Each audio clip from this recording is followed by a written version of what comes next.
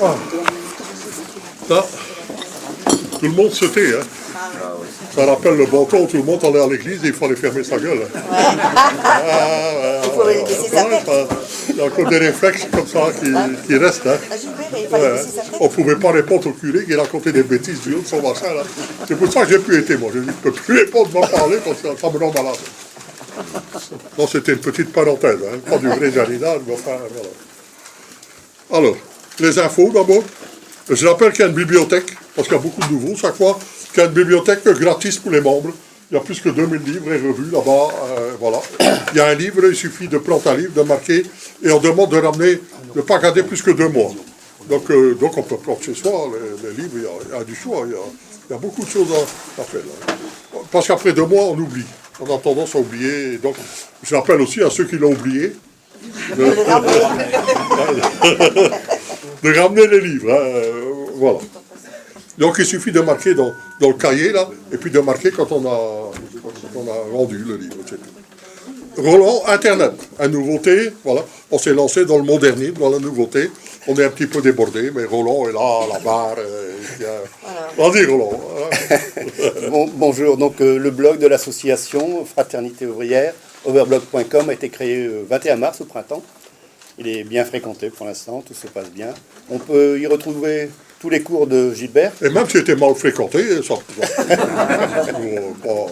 Je voulais dire beaucoup fréquenté. On y retrouve donc tous les cours de Gilbert du premier dimanche. Dites un peu le truc. Fraternité ouvrière et après. Fraternité ouvrière, ouais, c'est écrit en vert sur les petites affiches. C'est overblog.com. On y retrouve aussi toutes les bêtises de Gilbert, donc il raconte le dimanche matin. Et puis différentes photos, le calendrier des activités de l'année. Donc si vous avez des suggestions, des informations, n'hésitez pas à envoyer. Avec le petit bouton contact qui est sur le blog, vous pouvez écrire. On réceptionne les emails et on répond rapidement. La vidéo marche bien parce que j'ai voulu y aller et on entend Gilbert, mais il ne bouge pas. Il ne bouge pas. C'est normal, non? Oui, c'est enregistré de façon audio, pas vidéo. Okay, donc il y a quelques images, parce que pour aller sur YouTube, il faut mettre quelques images en même temps que le son pour pouvoir y aller. Donc c'est pour ça qu'on voit Gilbert, et puis il y a des petites photos qui défilent après. Ouais, mais t'as pas ma photo d'il y a 20 ans, c'est mieux. Non, mais pas. Je vais y penser. On est vu sur la cheminée là-bas qui sont pas mal. Avec mon camarade Delche, là. Par exemple. C'est tout ce que tu as à dire? Il y a beaucoup de vues. Hein, sur les cours ont été vus plus de 18 000 fois. Et sur le... Merci parce que je trouve ça très pratique quand on n'est pas là. C'est à Gilbert qu'il faut... Les conférences débat, ils sont dans le... Ah oui, c'est annoncé. Il y a, il y a un article par mois. Ah ouais. Qui, bon, c'est bien. après la réunion du comité, je mets les infos pour le mois suivant. Donc j'indique les dates de cours, de conférences. Ah bon, ben voilà. Ben, c'est déjà le cas. Hein.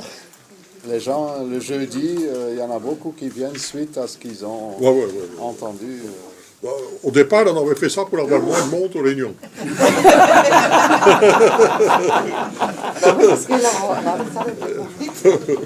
Et depuis, comme jeudi passé, on a plus que 100 personnes à la permanence. Bon, ben, c'est comme ça. Allez, le cours de taille. Donc, toujours dans les infos. On a eu 2 cette année, donc il y en a eu un jeudi passé, et on aura un dernier jeudi prochain. Il est d'ailleurs déjà sur le blog. Hein. Le cours de taille est déjà sur le blog de jeudi. Ah ben donc les gens ils vont plus venir. Donc c'est pas au jardin, hein, parce qu'il y a des gens qui étaient venus déjà équipés avec des bottes, avec des sécateurs. Ouais, pas approcher du jardin avec un sécateur. Hein. Et c'est vrai, hein, je dis une petite anecdote entre deux. Et c'est tout à fait scientifique, c'est pas de l'ordre de machin. Quand quelqu'un, un étranger, s'approche dans le jardin, n'importe quel jardin, un étranger, c'est-à-dire quelqu'un qui n'est pas habitué à soigner les plantes dans son jardin, quelqu'un qui approche avec un sécateur, les arbres, ils s'affolent. Et donc, comment on le sait, vous allez dire, comment on sait? Ah ben oui, on sait avec les graphiques, parce que maintenant, il y a des gens qui mettent pour analyser, bon, si les arbres sont vivants, sont machin, comment ils réagissent et tout. Depuis donc, comme pour les gens, on met comme pour le cœur, comme pour le cerveau, on met des trucs, et on en réside, et donc ça fait comment on appelle ça, des électrodes. Des électrodes. On a des ouais, des graphiques. électrodes, et donc il y a un langage spécial pour ça, réaction, on voit, bon, ah ben, on en fait la même chose pour les arbres, et donc les arbres réagissent aux gens, on va dire, tout ça. Et quand quelqu'un s'approche avec un sécateur qui n'est pas le jardinier, c'est l'affolement. Et quand c'est le jardinier, pas du tout. C'est quand même déjà une réflexion curieuse. Donc je ne laisse pas s'approcher les gens avec un sécateur. Non, mais c'est une des conséquences de ce monde qu'on a ignoré pendant longtemps. On ne croyait pas que c'était vivant, quoi. Les arbres, les plantes, les machins, eh bien, si, ils réagissent, ils sont vivants. C'est étonnant, la façon dont... Pourquoi les fleurs... Il y a des gens qui ne savent jamais regarder des pots de fleurs dans leur appartement, enfin, des trucs. Hein, on explique pourquoi les machins meurent. C'est vraiment... voilà, quand ils ne se plaisent pas, quand ils ne plaisent pas les gens, les plantes se laissent mourir, ou quand les gens partent en vacances et qu'ils se font soigner par des autres, ben, la moitié des plantes d'appartements meurent pendant les vacances. Alors longtemps on s'est demandé pourquoi ils meurent. Ah ben, parce que les gens sont partis, donc on demande à d'autres de les suivre. Ah ben, il y a tout plein de réactions très très curieuses, très formidables, tout à fait. D'autres scientifiques, c'est pas d'ordre religieux, quelque chose. Il y a beaucoup. Voilà. Donc on va encore apprendre beaucoup dans cet ordre-là. En tout cas, voilà. Donc je dis c'est un cours théorique ici, parce que le plus important pour en jardinage de permaculture, c'est essayer de comprendre les mécanismes, comprendre comment ça se passe, le pourquoi. Et donc, le premier, c'est d'abord comprendre. Et donc, c'est ça qu'on explique au cours de jardinage. Comment tout ça fonctionne, comment ça se met en fruit, pourquoi ça se met pas, enfin, beaucoup de questions. Après, parce qu'il y a tellement, tous les arbres sont différents. Donc, il y a tellement de choses qu'il y en aurait pour des jours et des jours, à dire tel, c'est tel, non, c'est les gens, une fois qu'ils... C'est ça le but ici, enfin, du cours de jardinage, du cours de taille, c'est ça, c'est essayer de comprendre comment tout ça, ça se passe, comment, dans l'état actuel des choses, hein, des connaissances. Comme bien dit, je dis dans l'état actuel, parce que ça bouge, ça change, on apprend beaucoup de choses et tout ça. Une fois que les gens savent à peu près comment ça se passe, alors chacun doit faire en fonction de ce qu'ils veulent. Hein, en fonction, et ça marche. Une fois qu'on a compris, plus ou moins. Après, le reste, c'est l'expérience. Hein. Tous les jours, ça montre, tous les jours, on apprend, de toute façon, on apprend. Et c'est la nature qui fait, quand on est bien dans son jardin, c'est le jardin qui fait qu'on comprend. Comprendre, ça veut dire, c'est pas seulement, hein, donc il faut d'abord bien écouter, bien être attentif, être bien paresseux. Bon jardinier est toujours revenu à ça. Bon jardinier, c'est un jardinier paresseux. C'est quelqu'un qui met ses mains dans ses poches plus souvent que sur les outils. Et qui essaie d'écouter, de comprendre ce qui se passe et tout, avant de se précipiter.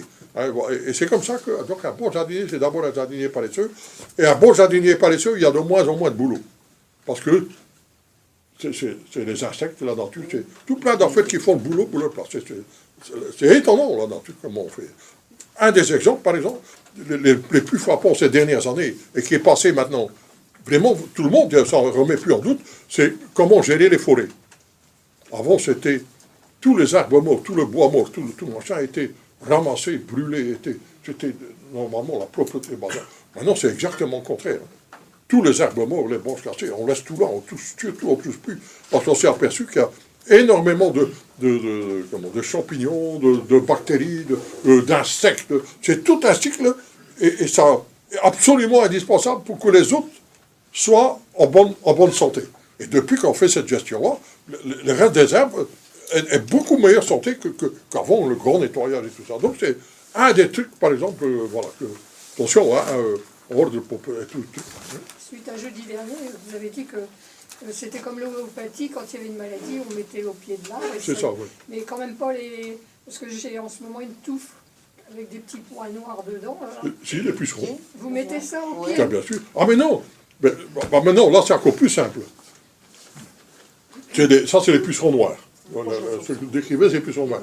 Donc ça vient sur les groseilliers, les machins, le bout, les nouvelles tiges. Donc il suffit, un pommier aussi. Les nouvelles pousses, ça vient sur les nouvelles pousses. Il suffit de couper la pousse avec ça dessus, et on met au pied, et c'est fini. Hein. Donc ça change la composition de la sève, donc les pucerons n'iront plus dessus parce que la sève ne leur convient plus, et donc ceux que vous mettez par terre, ils vont mourir, et c'est tout. Donc, là, il n'y a rien de plus simple. Par exemple, pour les pucerons, tout ça, voilà. Pincer, tirer le bouchon terminal, et puis c'est tout, c'est fini. Donc c'est plus une sève azotée, très azotée, très liquide qui convient tout à fait aux pucerons. une fois que vous pincez le bourgeon terminal des arbres ou des plantes ou des machins, ça change la composition de la sève, c'est plus la même chose. Et les pucerons, ils meurent dessus, donc ils vont mettre au pied, c'est tout. Tandis que quand c'est les maladies à champignons, alors là, c'est le double truc. Donc c'est le oïdium, la tavelure, le mildiou, tous les maladies à champignons. Donc, sur les petits malades, comme maintenant, ben, vous coupez, vous tirez, vous mettez au pied. Ça, c'est le principe du vaccin et de l'homéopathie. Donc là, et là, ça marche. C'est un autre... c'est autre chose, quoi. C'est autre chose que les pucerons, par exemple. Les pucerons, c'est simple. Hein. Et c'est pour ça qu'il ne faut jamais... Enfin, mais j'explique tout ça jeudi, lors du cours de taille. C'est pour ça qu'il ne faut jamais tailler avant qu'il fasse bon, avant maintenant. Il commence seulement à faire bon, donc c'est maintenant. Il faut attendre selon les années. Dans des années, ça peut être un peu plus tôt, des années un peu plus tard. Parce que tous les phénomènes de déséquilibre, on va appeler ça déséquilibre, donc qui provoquent les pucerons, les maladies à champignons, ne viennent jamais avant maintenant. Et donc c'est maintenant, si on intervient avant, on n'a plus de moyens mécaniques, pour intervenir. Et donc c'est pour ça qu'il faut utiliser, alors, les gens doivent utiliser même la bouillie bordelaise ou les machins, alors qu'il n'y a plus besoin. Avec le système, on attend que le déséquilibre, s'il y a déséquilibre, donc c'est jamais avant fin mai, juin, hein, donc les pucerons, les maladies, tout ça, à ce moment-là, on voit, on coupe, on tire, on met au pied, on fait. Donc, une seule opération, ça fait la taille fruitière, et en même temps, soigner les plantes, les maladies, donc c'est assez simple, je veux dire, mais il faut qu'on comprenne comment ça marche. Et aussi, ça diminue la peur. C'est-à-dire, les gens ont peur, bon, ils vont être envahis, tout à coup, ils sont envahis de pucerons, envahis de bordel. Ben non, il suffit de passer, de faire, de mettre, et puis c'est tout, c'est tout, quoi. Sinon, avant, et on a mis ça dans la tête des gens, les gens passent plus de temps, j'ai encore vu cette semaine, et tout le temps, je vois, il y a quelqu'un qui a passé sur 1 mètre carré, ici, un jardin du fond du voisin, sur 1 mètre carré de son jardin, je l'ai vu, mais je dis, c'est pas vrai, mais si, il restait en même pas, avec son truc d'herbicide. Au moins 10 minutes sur 1 mètre carré d'herbicide. Je dis, s'il avait fait à la main, il a pour 10 secondes à tirer les mauvaises herbes. Donc vous voyez ce que ça coûte. Il faut faire, mettre ce produit, il faut faire tout ça. Mais les gens nous font croire que c'est ça qu'il faut. Bon, dans l'ère moderne, voilà. Le voisin en face aussi, ici en face, il y a un trottoir, tous les trottoirs, il y a de l'herbe, juste celui d'à côté ici.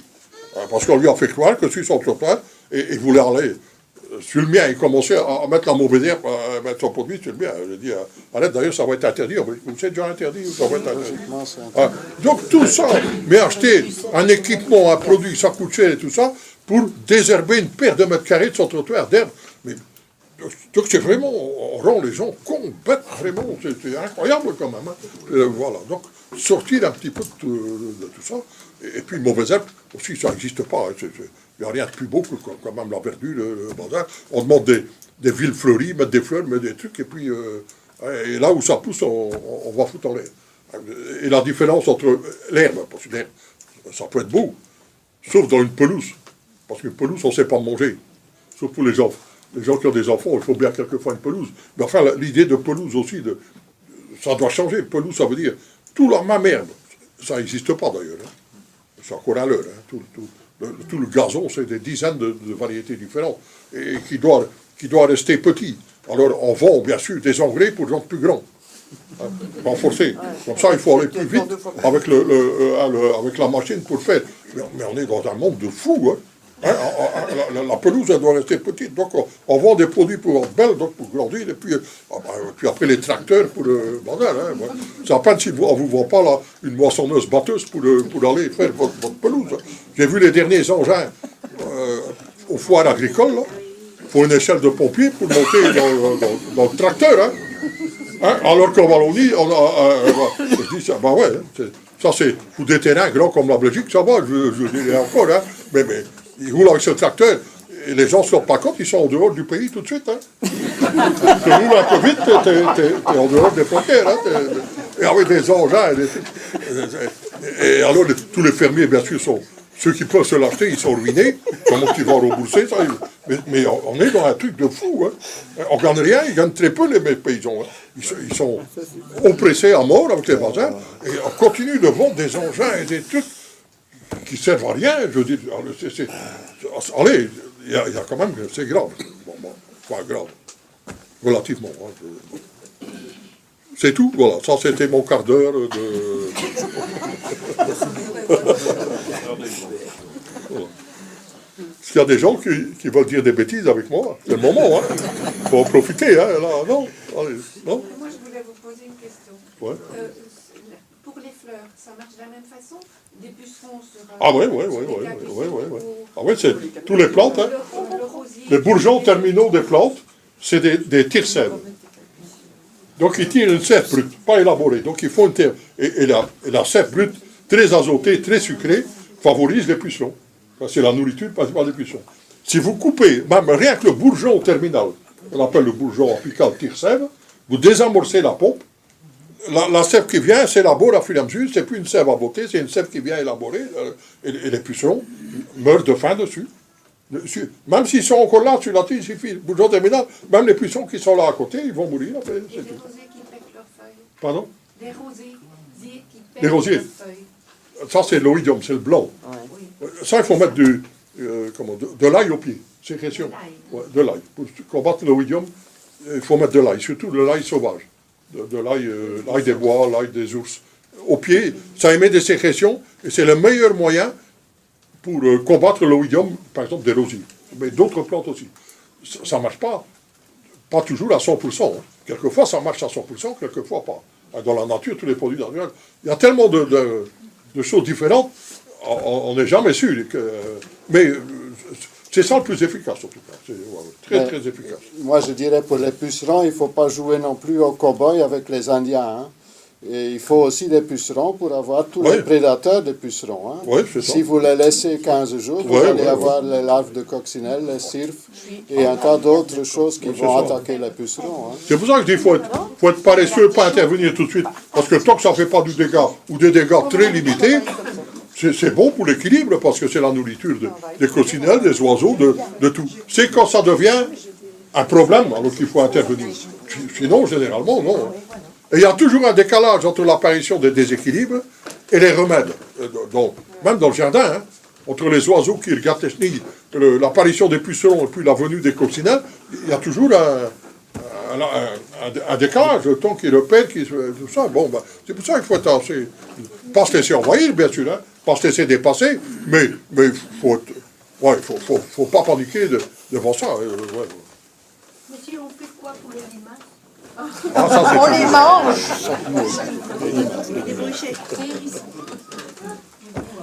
À tous les réunions, ils vont parler de ces limaces. Hein. Ça, c'est la plaie du jardinier. Hein.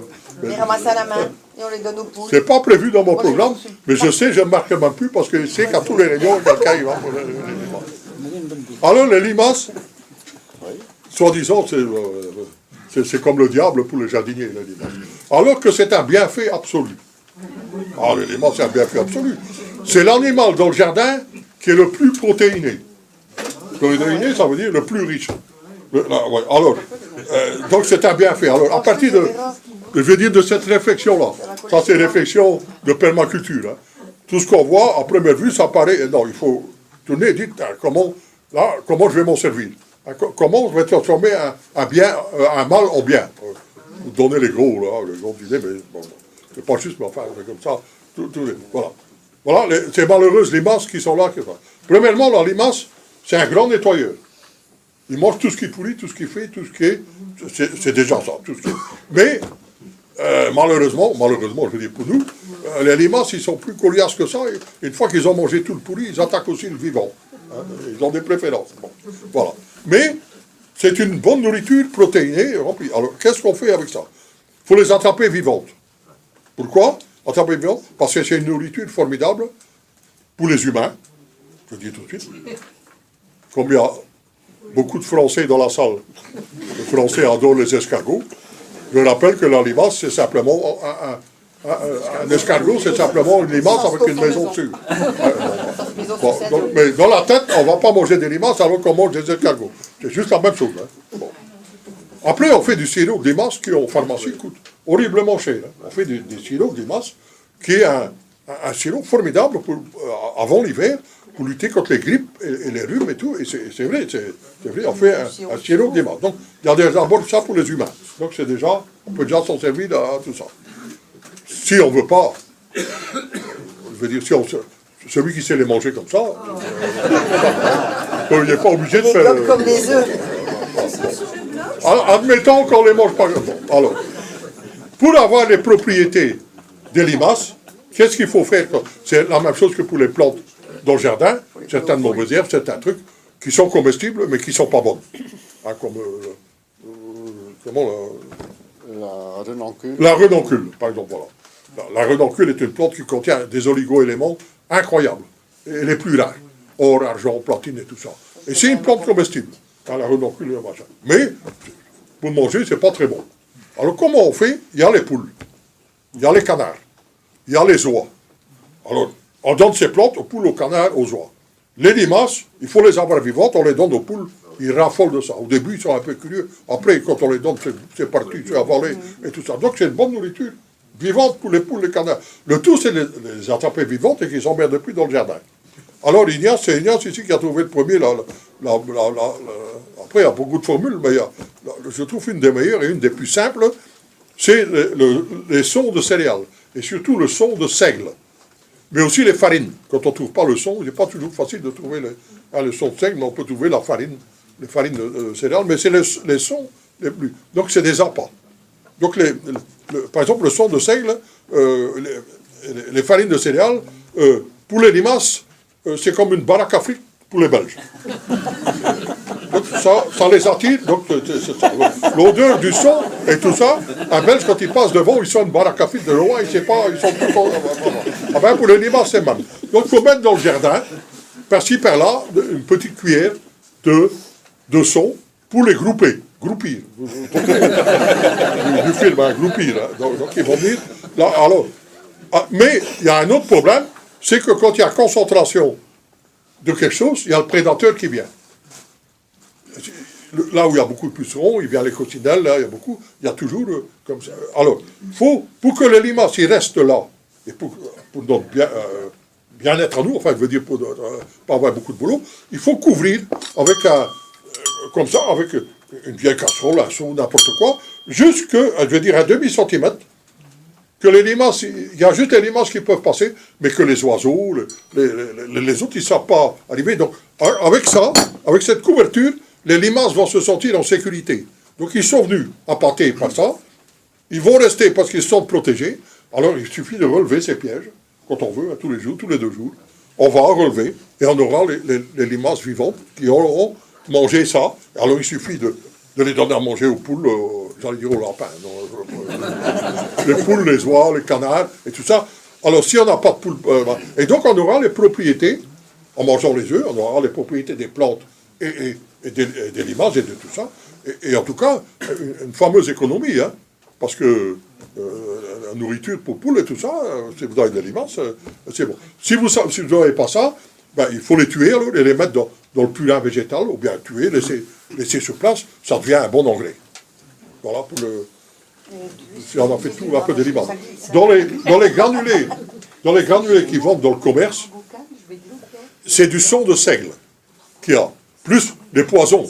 Mais c'est le son de seigle qui sert comme appât. Parce qu'on dit on met des granulés, pourquoi les limaces ils viennent, ils adorent ces granulés. Ben oui, c'est parce qu'il y a du son de seigle dedans, qui est l'appât. Donc on peut utiliser du son de seigle, ou bien si on ne trouve pas ça, du son d'autres, du blé, du son de blé, ou du son des autres céréales. Et si on n'a pas ça, à la rigueur aussi de la farine. Il y a peut-être d'autres choses, on est au début de ça, peut-être d'autres choses qui peuvent servir d'appât, hein, qu'il faut essayer. Hein. Par exemple, les agrumes, agrumes, c'est-à-dire pamplemousse, citron, machin, coupé, il paraît que ça attire aussi. Des pommes de terre aussi. Donc il y a d'autres choses aussi qu'on peut essayer, mais c'est le même principe. Donc mettre quelque part qu'il y a que les limaces qui peuvent arriver, couvrir pour que les limaces se sentent en sécurité, qu'ils ne partent pas, hein, pour les avoir groupir, et puis voilà. Aussi, il parle de la bière aussi.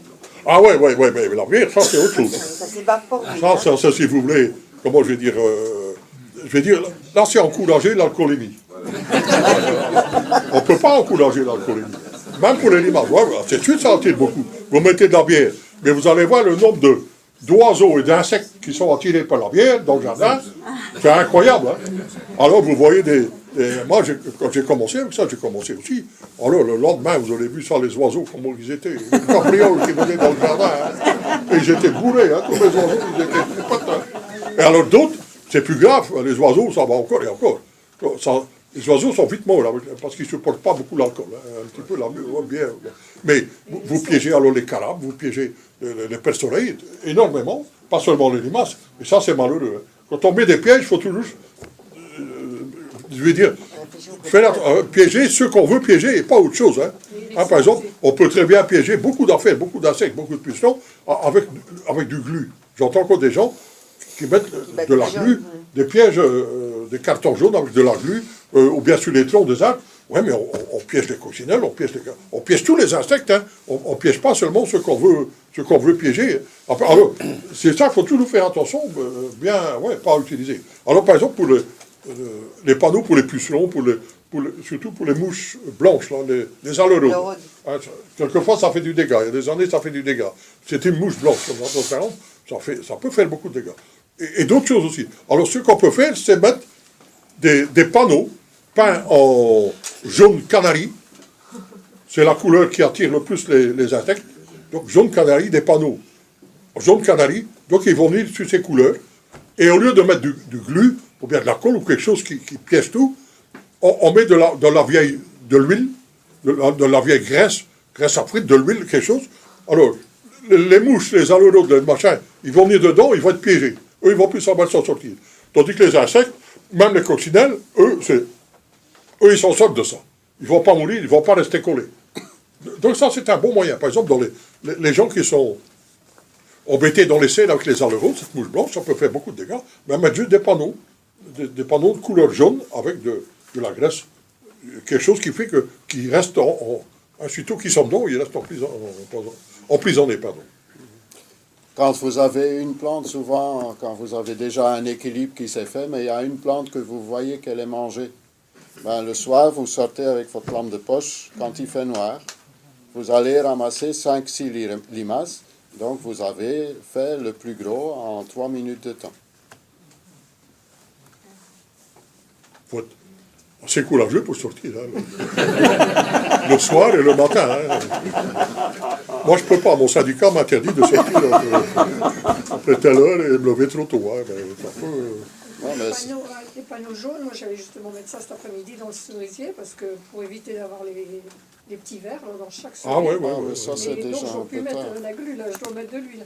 Ah, si vous mettez de la glu, vous allez piéger tout, même les oiseaux. Hein. Mais c'est déjà trop tard, hein, Oui, parce ils sont que... trop gros. Ah ben non, les papillons ont déjà pondu quand ils étaient en fleurs. Donc ils sont déjà dans vos cerises. Hein. Ils ne vont pas sortir de leurs cerises pour aller sur ton panneau. Hein. Il faut les mettre sitôt. Hein. Ah oui, il faut faire quand le petit insecte il vole. Hein. Il faut les mettre alors quand? Au printemps? Au moment qu'ils vont fleurir. Ouais. Mais, Au mois de mars. mais je dis, au niveau alimentation, ça c'est un bienfait. Hein. Vous avez la cerise avec l'asticot dedans. Hein. Protéiné. Hein, voilà. Les cerises comme ça coûtent beaucoup plus cher. Hein, avec dedans. Hein, donc tout est question de point de vue. Il ne faut pas hésiter. Moi, j'hésiterai pas une seconde entre voir une belle cerise comme ça avec un petit verre, ne pas manger cette cerise ou la manger. Pas une seconde d'hésitation. Si, quelquefois 3 secondes. Quand il y a des verres comme ça dans les petits ou dans une framboise, ça peut arriver qu'il y ait un petit verre. Je donne 3 secondes pour qu'il s'enfuit. Il faut donner sa chance à tout. Hein. 3 secondes. Après, c'est parti. Hein. Après, c'est trop tard. Après, c'est parti. Voilà, bon, tout ça n'est pas l'ordre du jour. Regardez, là, vous faites peur. Après, vous allez dire, j'arrive pas au bout de mon programme. Alors, conférence débat. Les abeilles. Donc la prochaine, c'est le vendredi 19 juin. 17h30, ici dans la salle. C'est des professionnels, des gens qui vivent de ça. Hein, ils font du sirop, du jus de pommes et de pois et du miel. Donc c'est des gens, un couple qui vit de ça dans le nord ici de la France. Ils viennent depuis des années. Hein. Ils s'appellent Annie et Philippe. Alors ils vont venir montrer, d'abord parler des abeilles. Ils vont venir avec une ruche qu'on explique comment ça marche. Mais après, ils vont venir, c'est la première. Le miel, tout nouveau, de l'année, il est là maintenant. Hein. Donc, on a téléphoné là. Et alors, ils vont venir aussi avec le premier miel de l'année. Et donc, celui qui vous donne du miel, ils vont expliquer aussi je suppose, tous les bienfaits du miel. En tout cas, c'est toujours des conférences débats, donc les gens peuvent poser des questions. Donc, c'est d'abord sur les abeilles, et la survie des abeilles et tout ce qui se passe, et comment, pour ceux qui voudraient en avoir aussi, parler des abeilles sauvages, enfin de tous les abeilles, et puis du miel, les propriétés du miel. Et celui qui veut du miel pourra s'en fournir, ils vont venir la première fois, et après il y en aura. Donc ils vont venir l'année passée, ils ont vendu toute la production ici au groupe jardinage, il n'y en avait même pas assez, il en manque. Ça fait des mois que l'on n'a plus qu'ils ont vendu. Et ce n'est pas des tricheurs, on voit quand c'est des tricheurs, parce qu'il y a beaucoup de producteurs qui savent tricher, quand ils ont pu, ils vont chercher le miel du voisin, enfin des pays loin qui coûtent beaucoup moins cher et ils mettent sur le bazar. Ici, ils n'avaient plus de miel, ils avaient dit, on n'a plus. Sinon, il y en a qui en ont toujours. Hein. Alors, c'est quand même pas normal. Hein. Un petit producteur de miel qui a toujours du miel toute l'année, il y a quelque chose qui ne va pas. Quoi, hein. C'est que, voilà. Je ne dis pas que le miel qui vient d'ailleurs est plus mauvais que l'autre miel, mais je veux dire, il y a tromperie, il y a tricherie. Les gens doivent savoir quand ils achètent du miel, d'où il vient, le prix, pourquoi, comment, voilà, c'est tout. Hein, il n'est pas nécessairement plus... Hein, bon. Donc, vendredi 19 juin, ici, dans la salle. Hein. Votez bien, c'est bien. Ces gens sont formidables et tout. Et il faut faire, hein, parce que les abeilles... cette année, il y a encore réussi. L'année passée, il y avait perdu la moitié, en sortie de l'hiver, la moitié de ses abeilles. Et cette année, un tiers, il a dit. Donc c'est déjà une nette amélioration. Mais je ne sais pas comment il a fait pour... Il a dit qu'il avait fait quelque chose pour améliorer et que ça avait marché. Donc, mais en Belgique, j'ai entendu, il y a des ruchers entiers qui ont disparu totalement. C'était une catastrophe dans certains, pour le miel, vraiment. Beaucoup ont abandonné complètement parce que c'est... Voilà. Donc il y a vraiment là un problème général de pollution générale. Sur Google, il y a un site qui s'appelle SOS Essaim. Quand on a un essaim qui se pose dans le jardin, on peut appeler et on a des numéros de téléphone. Et les gens viennent chercher l'essaim, des gens qui ont l'habitude, ils viennent chercher l'essaim chez vous convenablement. Oui, parce que en plus c'est devenu très cher, hein, un essaim d'abeilles et tout. Quand on est sur un couloir d'essaimage, moi j'ai reçu 3 essaims cette année. On est aussi content d'avoir un professionnel pour venir enlever le machin. Oui, c'est bien, hein, comme ça multiplie. Voilà. Alors, Eux sont trop contents de récupérer l'essaim. je vais encore dire une parenthèse là, par rapport aux jardiniers. Dans nos régions, dans notre coin, je veux dire, dans notre coin, on va dire le nord de la France, ouest de la Belgique, voilà, pays plutôt froid, tempéré, enfin voilà, ceux qui pollinisent les arbres, ceux qui pollinisent nos arbres fruitiers, c'est rarement les abeilles qui font le miel. Les abeilles qui font le miel, c'est les abeilles domestiques qu'on appelle. Ils sortent seulement quand il fait bon. Généralement, c'est à partir de 18 degrés. Donc quand il y a du soleil, quand il fait bon, ils sortent. Comme cette année, ils ne sont pas sortis beaucoup, il y a beaucoup d'années, pour arriver à 18 degrés. Hein, donc, alors ceux qui pollinisent nos abeilles à nous, c'est ce qu'on appelle les abeilles solitaires, hein, les abeilles sauvages, les abeilles solitaires, qui vivent en petits groupes, un petit essaim de 20 jusqu'à 50 maximum, et surtout les bourdons. Mais aussi, il y a aussi tous les insectes, hein, les insectes, par exemple les pucerons. Il y a beaucoup de pucerons qui pollinisent. Avant de faire des dégâts, ils font office de pollinisation. Il y a beaucoup d'insectes, maintenant on se rend compte, qui aussi servent là, il n'y a pas seulement les araignées, tout plein, avant qu'on ne pensait pas, il y a tout plein. Mais c'est surtout ceux qui font le gros boulot, c'est les abeilles sauvages et les bourdons. Pour avoir des abeilles sauvages et des bourdons, il faut bien sûr pas un jardin, entre parenthèses, propre. Hein? Surtout pas un jardin au javel.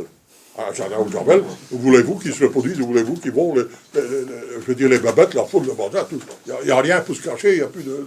Donc il faut un jardin bio, avec des haies, des machins, et surtout beaucoup des hôtel à insectes. L'hôtel à insectes aussi, ne dépensez pas nos sous pour l'hôtel à insectes. C'est une insulte à la nature. Une insulte à la nature. Ça veut dire, l'insecte, vous êtes trop con pour faire vos machins, je vais vous donner une place. C'est comme un HLM. C'est comme si on offrait un HLM aux insectes. C'est content, nous, d'habiter dans un HLM, là, bon, ceux qui sont... moi,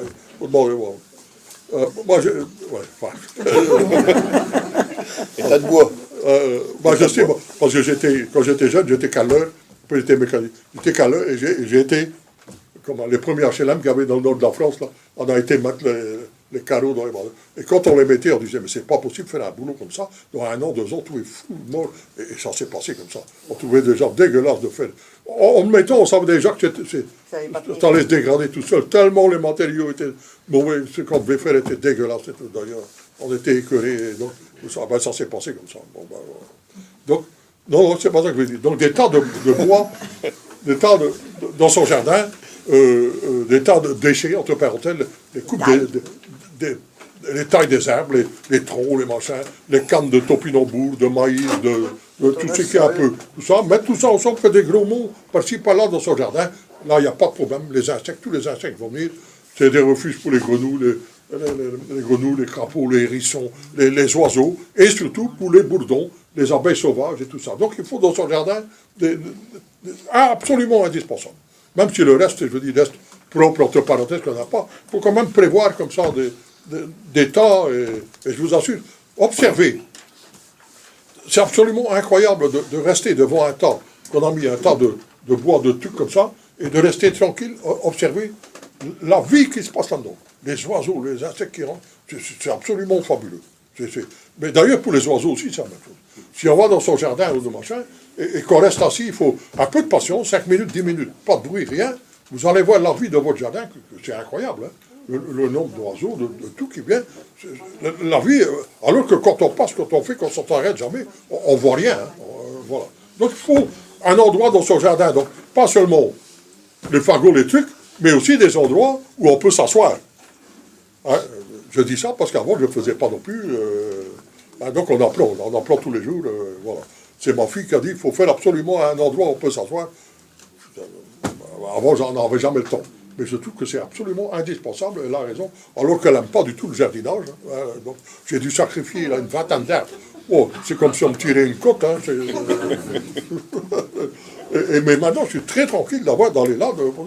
Je vois des tas de choses de vivants, vraiment reposants, magnifiques, et on voit, ça vaut la peine. Oh là là, aujourd'hui, là, ça va mal. Hein. Ça traîne. Hein. Ouais, ça traîne. Hein. Des questions, Isabelle, le miel, non? Prochaine conférence des banques. Alors, réunion fleurs, Ignace. Oui, donc je vais vous parler de fleurs. C'est le moment d'aller voir tout à l'heure les fleurs femelles et les fleurs mâles de kiwi, qui sont maintenant occupées d'être pollinisées par les bourdons. Comment ça se fait? Regardez. Les bourdons qui sont dedans. Donc la fleur femelle, c'est ceux qui pendent là en dessous, qui ont une toute petite couronne blanche au milieu de la fleur. Donc ça, c'est les fleurs femelles, tandis que les mâles n'ont pas du tout ça. Ils n'ont que des petits points gris, jaunes, comme ça. Ouais, les mâles, on a toujours été démunis. Hein. Donc là, il y a beaucoup de gens qui ont des kiwis, ils ne savent pas si c'est pied mâle ou pied femelle, n'ont jamais de fruits. Donc c'est soit parce qu'ils ont 2 pieds femelles, soit parce qu'ils ont 2 pieds mâles. Donc la seule façon de voir, c'est quand il est en fleur. Bien sûr, quand il y a des fruits. Mais quand il est en fleur, on voit très bien si on a affaire à un pied mâle ou un pied femelle. Pour la réunion de fleurs, pour les nouveaux, c'est un petit peu plus embêtant parce qu'il n'y a plus de réunions vraies jusqu'au mois d'octobre. Parce que ici, au mois de juin, c'est une sortie qui est programmée samedi. Donc, voilà. Au mois de juillet et août, les fleurs sont en pleine floraison, on ne va pas les déranger, donc on ne fait pas de réunion, on ne parle pas d'eux, on les admire. Et au mois de septembre, il y aura une autre sortie qui va être prévue pour aller visiter quelque part un jardin. Donc on fait ça à la belle saison, et alors les vrais cours commencent au mois d'octobre. Donc c'est toujours ici dans le local, sauf pour les sorties bien sûr. Les dates, là, elles sont exactes. Les dates sont exactes, mais à partir de l'année prochaine, on va plutôt faire début du mois qu'à la fin du mois. C'est une question. Toujours le vendredi. Toujours le vendredi, sûrement. On n'a pas encore discuté, mais sûrement. Voilà. Donc c'est toujours de 6h le soir à 19h30. Donc 18h, 19h30. Voilà. Juillet août, réunion, en juillet août, uniquement le premier dimanche. Donc il n'y a pas le deuxième dimanche. En juillet août, uniquement le coup de jardinage uniquement le premier dimanche. Mais tous les jeudis, toute l'année, tous les jeudis, ça reste ouvert. Hein. Donc, tous les jeudis après-midi, même en juillet et août, ça reste ouvert. Alors, voilà, c'est ça. Enseignement sur la toile, j'imagine. Oui, oui. Pardon? Sur le blog, il y a les informations. Ah oui, tu vois. On retrouve les informations sur le blog. Alors, la fête du jardinage, ça, je recommande, il faut retenir cette date, à 4 km d'ici, à Albec, un jardin communautaire. C'est le dimanche 2 août, à partir de 14 h. Donc, c'est le principe de l'auberge espagnole. Chacun trouve ce qu'il ramène. C'est-à-dire que les gens ramènent à manger, à boire et tout ça, donc on partage et tout. Donc, c'est à partir de 14 h jusqu'au soir, généralement, c'est 22 h. Jusqu'au soir à 10 h. Donc, on mange, je veux dire, toute l'après-midi. Et puis on mange encore un repas du soir, et puis bon, c'est manger et boire. Voilà. Et visiter le jardin. Mais tout, visiter le jardin. mais tout est bio. Les jambes de temps en temps. Voilà. Et tout est bio, hein, donc on peut manger et boire autant qu'on veut. Quand c'est bio, on peut manger et boire autant qu'on veut. Donc, et il y a de la bonne bière bio maintenant, donc ça, donc, c'est bio, donc il n'y a pas de problème. Quand c'est bio, Donc il n'y a aucune obligation de durée non plus. Hein. On peut arriver à 2 h et repartir à 2 h 30 parce qu'on a trouvé que c'est nul. Et on peut rester toute l'après-midi aussi. On peut arriver à 6 h. Il y a 6500 mètres carrés, un cadre formidable, c'est beau, c'est joli, c'est magnifique. Et puis alors, l'après-midi, tout l'après-midi, il y a, je vais dire, des attractions, entre parenthèses. Il y a de l'accordéon, il y a de la musique, il y a des chanteurs. Mais tous des bénévoles, tous des amateurs. Si jamais vous avez un don, vous voulez là, amuser le public, là, vous êtes le bienvenu. Hein, c'est vraiment une fête, hein, c'est pour s'amuser, c'est pour faire. C'est bien. Hein, bon, voilà. Donc il y a moyen de venir à la réunion au matin, Prendre son pique-nique là-bas, éventuellement, et rester pour l'après-midi. Donc le matin, il y a réunion ici. Ceux qui viennent de loin peuvent même aller là-bas, pique-niquer et manger. Là. Donc c'est pas à partir de 14 h, ils peuvent aller quand la réunion ici est finie. Ils peuvent aller faire là-bas. Ouais, s'il y a des questions, non. Sinon, il y a aussi de la... ce qu'il y a sur place, c'est de la bière. Donc la bière bio. Pour les gens qui ramèneraient un peu de choses, sur place, il y a de la bière bio. Et toujours à compte courant. Hein. C'est pas...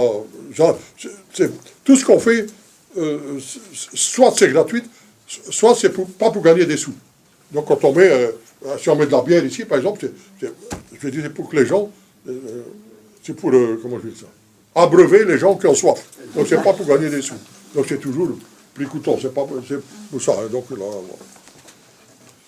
C'est tout? Ouais. Allez, on continue. Voilà. Les infos sont finies, on va commencer des choses un peu plus sérieuses. Une mare dans le jardin. Donc c'est le moment. Là maintenant on voit. Enfin on voit. On voyait. Dans le jardin, il faut repérer. Donc une mare dans le jardin est absolument indispensable. Une mare ou bien des points d'eau et tout ça pour nourrir les oiseaux, pour nourrir pour les insectes, pour les bêtes, pour les abeilles, pour les moutons. Tout ça doit boire. Hein. Comme à un moment donné, on pensait que les poules n'avaient jamais besoin de boire, ni les lapins. C'est pas vrai. Tout le monde a besoin de boire. Donc tous les insectes dans la nature ont besoin des points d'eau. Mais ce qui est aussi qu'on a découvert, c'est que quand il y a des points d'eau partout dans le jardin, les dégâts, entre parenthèses, diminuent très fort. Par exemple, les dégâts dus aux fruitiers, aux fraises, aux cerises, aux groseilles, diminuent de la moitié. On estime que quand il y a de l'eau, il y a 50% de dégâts en moins parce que les oiseaux attaquent quand ils ont soif. Donc, une fois sur deux. Donc, une fois sur deux, c'est parce qu'ils ont soif. Alors, quand il y a de l'eau, ça diminue. Il y a eu des expérimentations, en fait. C'est pas moi qui dis. Il y a eu tout plein de projets. Donc, de l'eau dans le jardin partout pour diminuer les dégâts, déjà ça. Alors, une mare, c'est encore mieux. Mais sinon, on peut mettre des bastines, des basanes un peu partout. Mais une mare, ça c'est formidable parce qu'une mare, c'est toute une autre vie qui s'installe. Hein, des grenouilles, des crapauds, des salamandres, qui eux vont manger les pucerons, les insectes, tout ça, elle établit l'équilibre. Autour de la mare, ça c'est toujours merveilleux parce que là, il peut faire aussi chaud qu'il veut. C'est toujours frais et les plantes sont toujours autour. On peut mettre tout plein de plantes qu'on mettrait, qui ne pousseraient pas ailleurs, de tout ça, donc c'est gai. Il faut choisir. Quand on met une mare dans le jardin, il faut choisir. Entre mare, grenouilles, crapauds, salamandres, autres bébêtes de machin, et les poissons. Ça ne va pas ensemble. Si on met des poissons rouges, on peut mettre des poissons rouges, parce qu'on aime bien des poissons rouges ou des poissons japonais, des carres, des koi et tout ça, mais alors on n'aura pas de grenouilles et de crapauds ni rien, parce qu'ils vont manger les œufs et les larves au fur et à mesure. Donc ça, là, il faut choisir. Hein, c'est là. Non, ou il faut faire 2 étangs. Oh, bien, il faut faire 2 étangs, hein, pour le... Bah ouais, 2 mares avoir un différentes. grand jardin. Voilà, hein, bah ouais, mais je veux dire, ça va pas. Hein, là, alors, si on veut des grenouilles, crapauds et tout ça, et tous les trucs sauvages et tout, alors il faut pas mettre de poissons, je dis d'abord. Alors, autre chose, c'est que maintenant, on est sûr, donc, repérer là où on va faire la mare, si on veut faire une mare naturelle, mais maintenant, il y a moyen. Hein. Mare artificielle, il y a des bâches, il y a du polyester, il y a tout plein de moyens. Mais si on veut faire une mare naturelle, quelquefois, il y a moyen. Mais alors, c'est maintenant qu'on le sait, parce que c'est les derniers coins humides, maintenant, parce que l'eau, tout l'hiver, il y a des jardins où l'eau, elle stagne, elle ne perd pas, c'est très humide, mais il y a toujours un point où l'eau, je veux dire, reste en dernier, se concentre.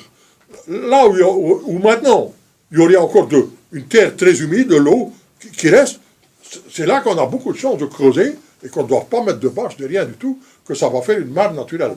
Hein, voilà, donc, mare naturelle, ça veut dire on creuse, pas mettre la terre en surélèvement, parce que là l'eau va partir, donc creuser, piétiner, donc si c'est de l'argile, piétiner, faire voilà, piétiner l'argile, et avec un peu de chance, là où il y a une source, ou bien là où l'eau elle reste, il y a un truc étanche en dessous, voilà. C'est maintenant qu'on peut repérer ça. Et donc c'est un bienfait aussi, hein, parce que ça sert de drainage aussi. Parce que le fait de faire une mare, là où les jardins sont très humides, hein, l'eau reste très longtemps, et maintenant on peut repérer là où elle part en dernier, où elle descend en dernier, le fait de faire une mare, de creuser, hein, 50 cm, 1 mètre, en Belgique, il faut dépasser 60 cm pour être sûr que la vie va toujours rester, même les poissons. Parce que ça peut geler, quelquefois, les hivers durs, mais des hivers durs, c'est 15-20 cm. Il faut quand même assez d'auteur d'eau avec de l'oxygène pour que les poissons... On estime que plus que 60 cm, il n'y a pas... la vie va rester en dessous. Bien sûr, on peut faire plus, hein, 1 mètre, 2 mètres, comme on veut, et tout ça. Hein. Si on fait plus profond, et même, j'estime que même 60 cm, s'il y a des petits-enfants ou des enfants, il faut couvrir. Hein. Parce que sinon, il faut toujours avoir l'œil. Il y a tellement d'accidents.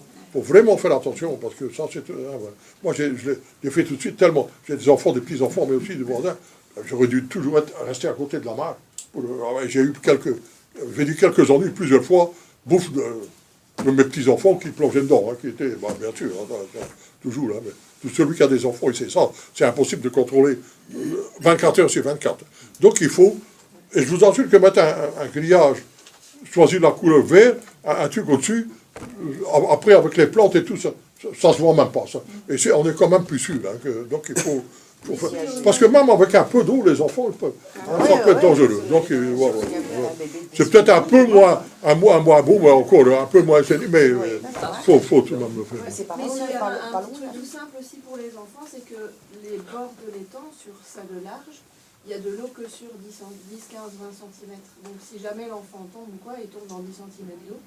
Et en plus, c'est un endroit où on peut planter énormément et qui attire énormément aussi. Ouais, ça c'est. Ouais. Mais ça, c'est pas une mare. Ça, c'est. Oh, ouais, mais ça colle autre chose. Hein. C'est bien, on peut faire des choses comme ça. Ouais, c'est ça. Ouais, il faut surtout que. C'est vrai, mais c'est pas à 100%. Moi, j'ai eu ma fille qui avait 2 ans. C'était un endroit où il y avait la piscine pour tout le monde et il y avait un petit pipi d'eau. Il n'y avait pas plus d'eau que ça. Elle est tombée avec sa tête devant. Elle a été saisie. Elle n'a plus bougé. On a dû aller la tirer dehors. J'ai déjà vu des trucs. J'ai déjà lu qu'il y avait très peu d'eau et qu'il y a eu des accidents quand même. Donc faisons attention.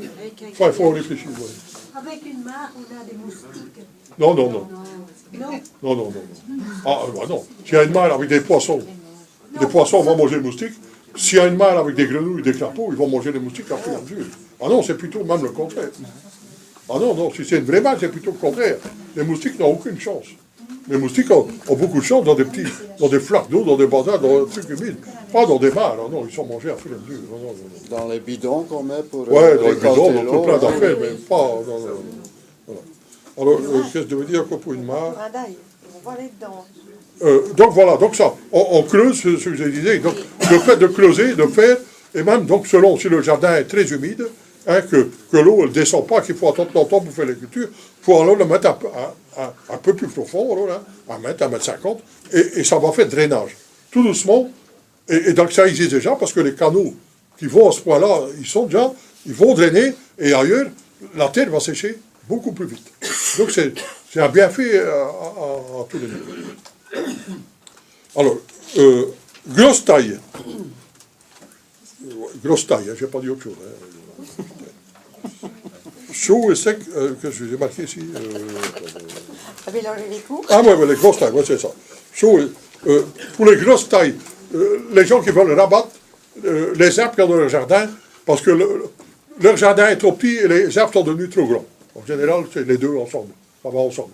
Donc ils ont mis un cerisier, un prunier, un machin, et puis ça a pu cultiver, et ça a pu mettre des légumes et tout, parce que ça fait trop d'ombre.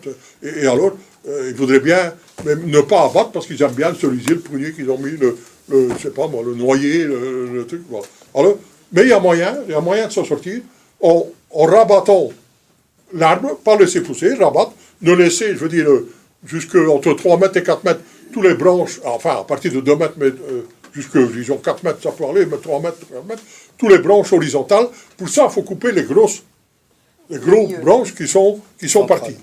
Et pour ça, il faut attendre un temps chaud et sec.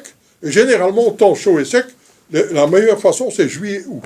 Donc, jamais en d'autres moments, pour rabattre les grands arbres, et même des sapins ou des trucs, hein. Celui qui a mis des haies de sapins, de touillards, de n'importe quoi, s'il veut rabattre, par exemple, faire une haie, mais ces touillards, ils sont à 4 mètres, 5 mètres, 6 mètres, ces sapins aussi, mais on peut très bien faire alors, soit tout dégager, soit faire une haie qui reste à 2 mètres. Encore très agréable, 2 mètres, 2 mètres 50.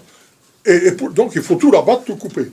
Alors pour faire ça, pour que ça ne disparaisse pas après, pour que ça ne disparaisse pas, et que les arbres qu'on coupe n'atteignent pas par les maladies, parce que généralement on dit les noyers, les arbres à noyaux et tout ça, pas couper, pas tailler, parce que c'est le début de la mort. Hein, les arbres, pas quand on le fait en juillet ou très peu de chance. Les plus grandes chances qu'on a de garder tout, que ça reste tout en bonne santé, c'est attendre un temps chaud et sec. Donc le faire, même à la tronçonneuse ou au bazar, donc le rabattre, couper, donc en juillet. Voilà, je l'appelle. Alors que les autres tailles, c'est à partir de maintenant qu'on peut le faire, hein, les arbustes et tout ça, c'est à partir de maintenant. S'il y a plus d'explications, il faut...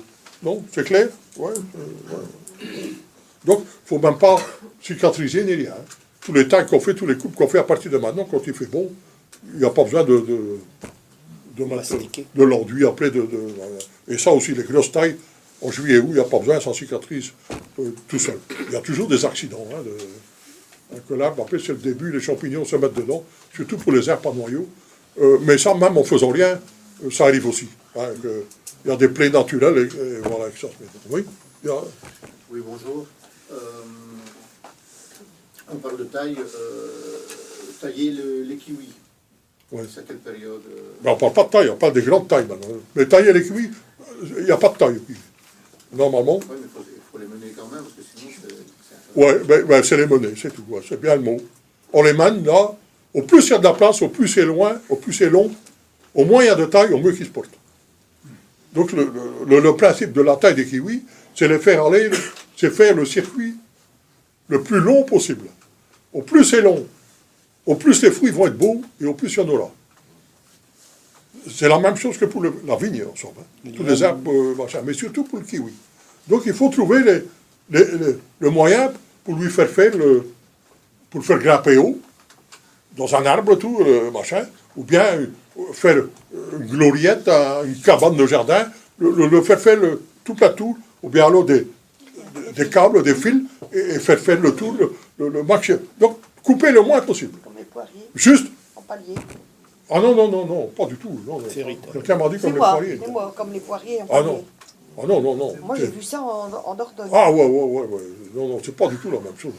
Non. Ici, c'est une liane, et donc, après, c'est sûr que pour l'arrêter, quand on ne veut pas qu'elle va, ben on coupe le bourgeon terminal. Alors, ça s'arrête. Ça s'arrête pendant, je veux dire, 2 mois. Après, ça repart. Hein. Voilà, et quelle période Maintenant, à partir de maintenant, oui. Que en été ou bien début d'hiver, mais jamais à la sortie d'hiver. Ah non. Quand il fait bon. Oui, parce qu'il y a la sève et tout. Ben, toutes les tailles aussi, hein, en général, quand il fait bon. Mais surtout ça, surtout la vigne. La vigne aussi, je viens de lire. Enfin, faut laisser on a pris l'habitude de tailler très fort la vigne, très cool, mais ça, c'est des tailles pour les professionnels, pour le raisin, pour avoir des raisins de haute qualité, tout ça.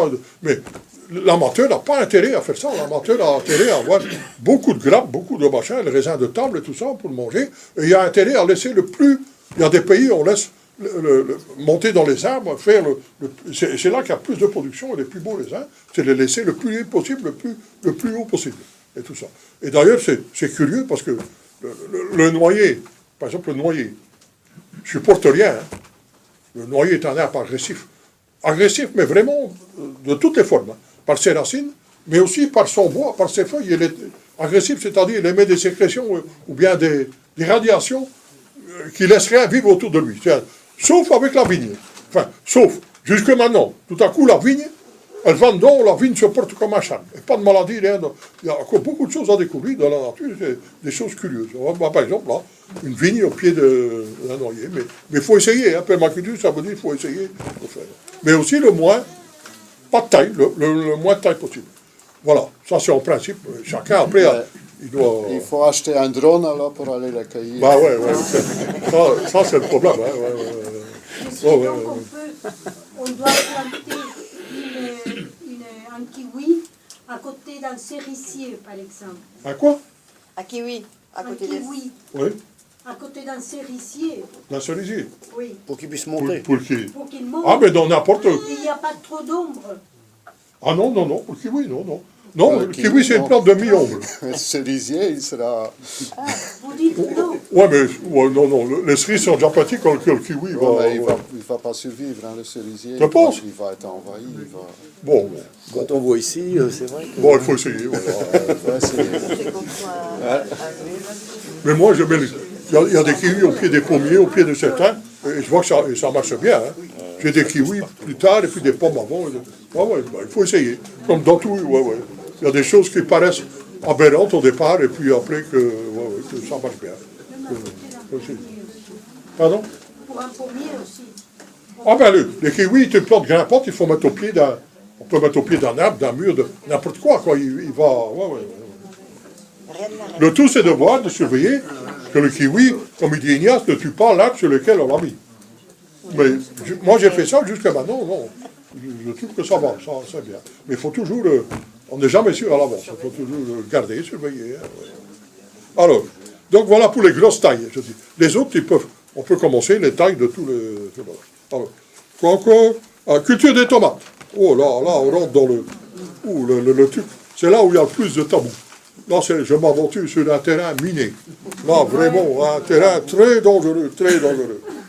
Alors, première chose que je veux dire, les tomates ne se portent bien que si on y touche le moins possible.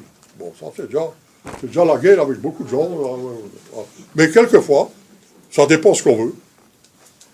Si on veut beaucoup de variétés de tomates et qu'on a un espace restreint, ou dans la serre, on est bien obligé enfin bien obligé, jamais, mais de limiter, de tirer les gourmands et tout ça. Voilà.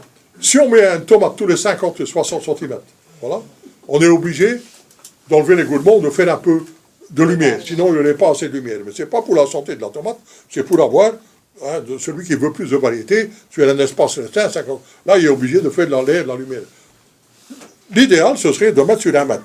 Du moment qu'on met sur 1 mètre, on peut laisser tout, ça c'est beaucoup mieux, à mon avis, beaucoup mieux, il faut l'essayer, ceux qui ne l'ont pas encore essayé, et les essais qui ont été faits dans les centres spécialisés, pas toucher du tout, pas enlever les gourmands, rien du tout, laisser le tomate libre pousser comme il veut, mais alors il faut un espace 2 fois plus grand. Donc, et un bon tuteur, ou bien alors un grillage qui fait 1 mètre de diamètre. Ouais, c'est ça. Hein, ouais. 1 mètre de diamètre, un grillage, mettre un tuteur au milieu, et puis, voilà. Et puis, un grillage avec des grandes ouvertures pour aller chercher les tomates dans l'intérieur. Voilà. Donc, ce qui a donné les meilleurs résultats. Ou bien l'étagère avec les... Ou une étagère, ou quelque chose que ça pousse entre deux. Voilà, des choses. Et pas toucher. Ça, c'est le meilleur. C'est là qu'il y a le moins de maladies et le plus de production, et des tomates qui sont de volume aussi grand que ceux qu'on a taillés. C'est ça qui est important, parce que les gens vont dire, on va laisser comme ça, les fruits vont être plus petits, et c'est pas vrai. Donc c'est la plus forte production, et le diamètre n'est pas plus grand. Je ne vais pas raconter des carabistouilles, mais il n'est pas plus petit qu'avec la taille gourmand. Donc, la tomate peut se conduire. Alors, autrement, la tomate aussi peut se conduire une branche, peut se conduire 2 branches, 3 branches. Donc, la tomate, c'est comme un petit arbre. Il y a beaucoup de possibilités de tout ça. Ce qui rend les tomates malades, c'est qu'ils passent la nuit mouillés. Le feuillage mouillé la nuit. Donc, tout ce qu'il faut faire, c'est éviter le feuillage mouillé la nuit, quelles que soient les circonstances. Alors, le mieux, l'idéal, c'est en serre froide. Serre froide, c'est sûr, ils sont couverts. Et alors, jamais plus arroser avec tourniquet à partir d'un certain moment. Je veux dire, peut-être à partir de... Oh, pas encore, il n'y a pas encore de mildiou, mais enfin, ça, faut se méfier. Ça peut commencer quand il fait chaud... Il y a déjà des pommes de terre qui ont le mildiou. Ouais. Mais il y a aussi un faux mildiou. Il y a des pommes de terre qu'on pense que c'est mildiou et que c'est le froid. Il y a eu juste les mêmes symptômes. Il y a eu les tomates aussi. Hein. Ceux qui sont dehors ont eu un coup de froid et c'est les mêmes. Il y a des feuilles qui sèchent comme ça, qui font, et on dirait que c'est les mêmes symptômes que le mildiou. C'est pas mildiou. Il y a encore fait des périodes froides. Ah ouais, la semaine passée. Ah ouais. Ça, c'est avec les tomates et avec les tomates. Donc voilà. Alors, ce qui peut être intéressant aussi, donc les tomates, voilà, chacun choisit comme il veut, pas mouiller la nuit. Donc arroser au pied. Et quand on arrose au pied, aussi bien en serre que dehors, arroser, pas de petits arrosages tous les jours, un arrosage par semaine, en minimum 5 litres par pied. S'il fait chaud et sec, très chaud et sec, ça peut même aller jusqu'à 10 litres par pied. Mais en une fois. En une fois, même en attendant que l'eau descend, en une fois. Alors pourquoi? Parce que si on met tous les jours l'arrosage, les racines ne vont jamais descendre. Les racines vont rester superficielles. Et donc, s'il y a une sécheresse et tout, les plantes vont être malades. Hein. Alors, le mieux de tout, c'est en une fois, et le mieux de tout, c'est une grosse couche de fumier, de compost au pied. Si c'est du fumier cheval ou du compost, du broyat, machin, ça peut aller jusqu'à 20-25 cm, hein, sans problème.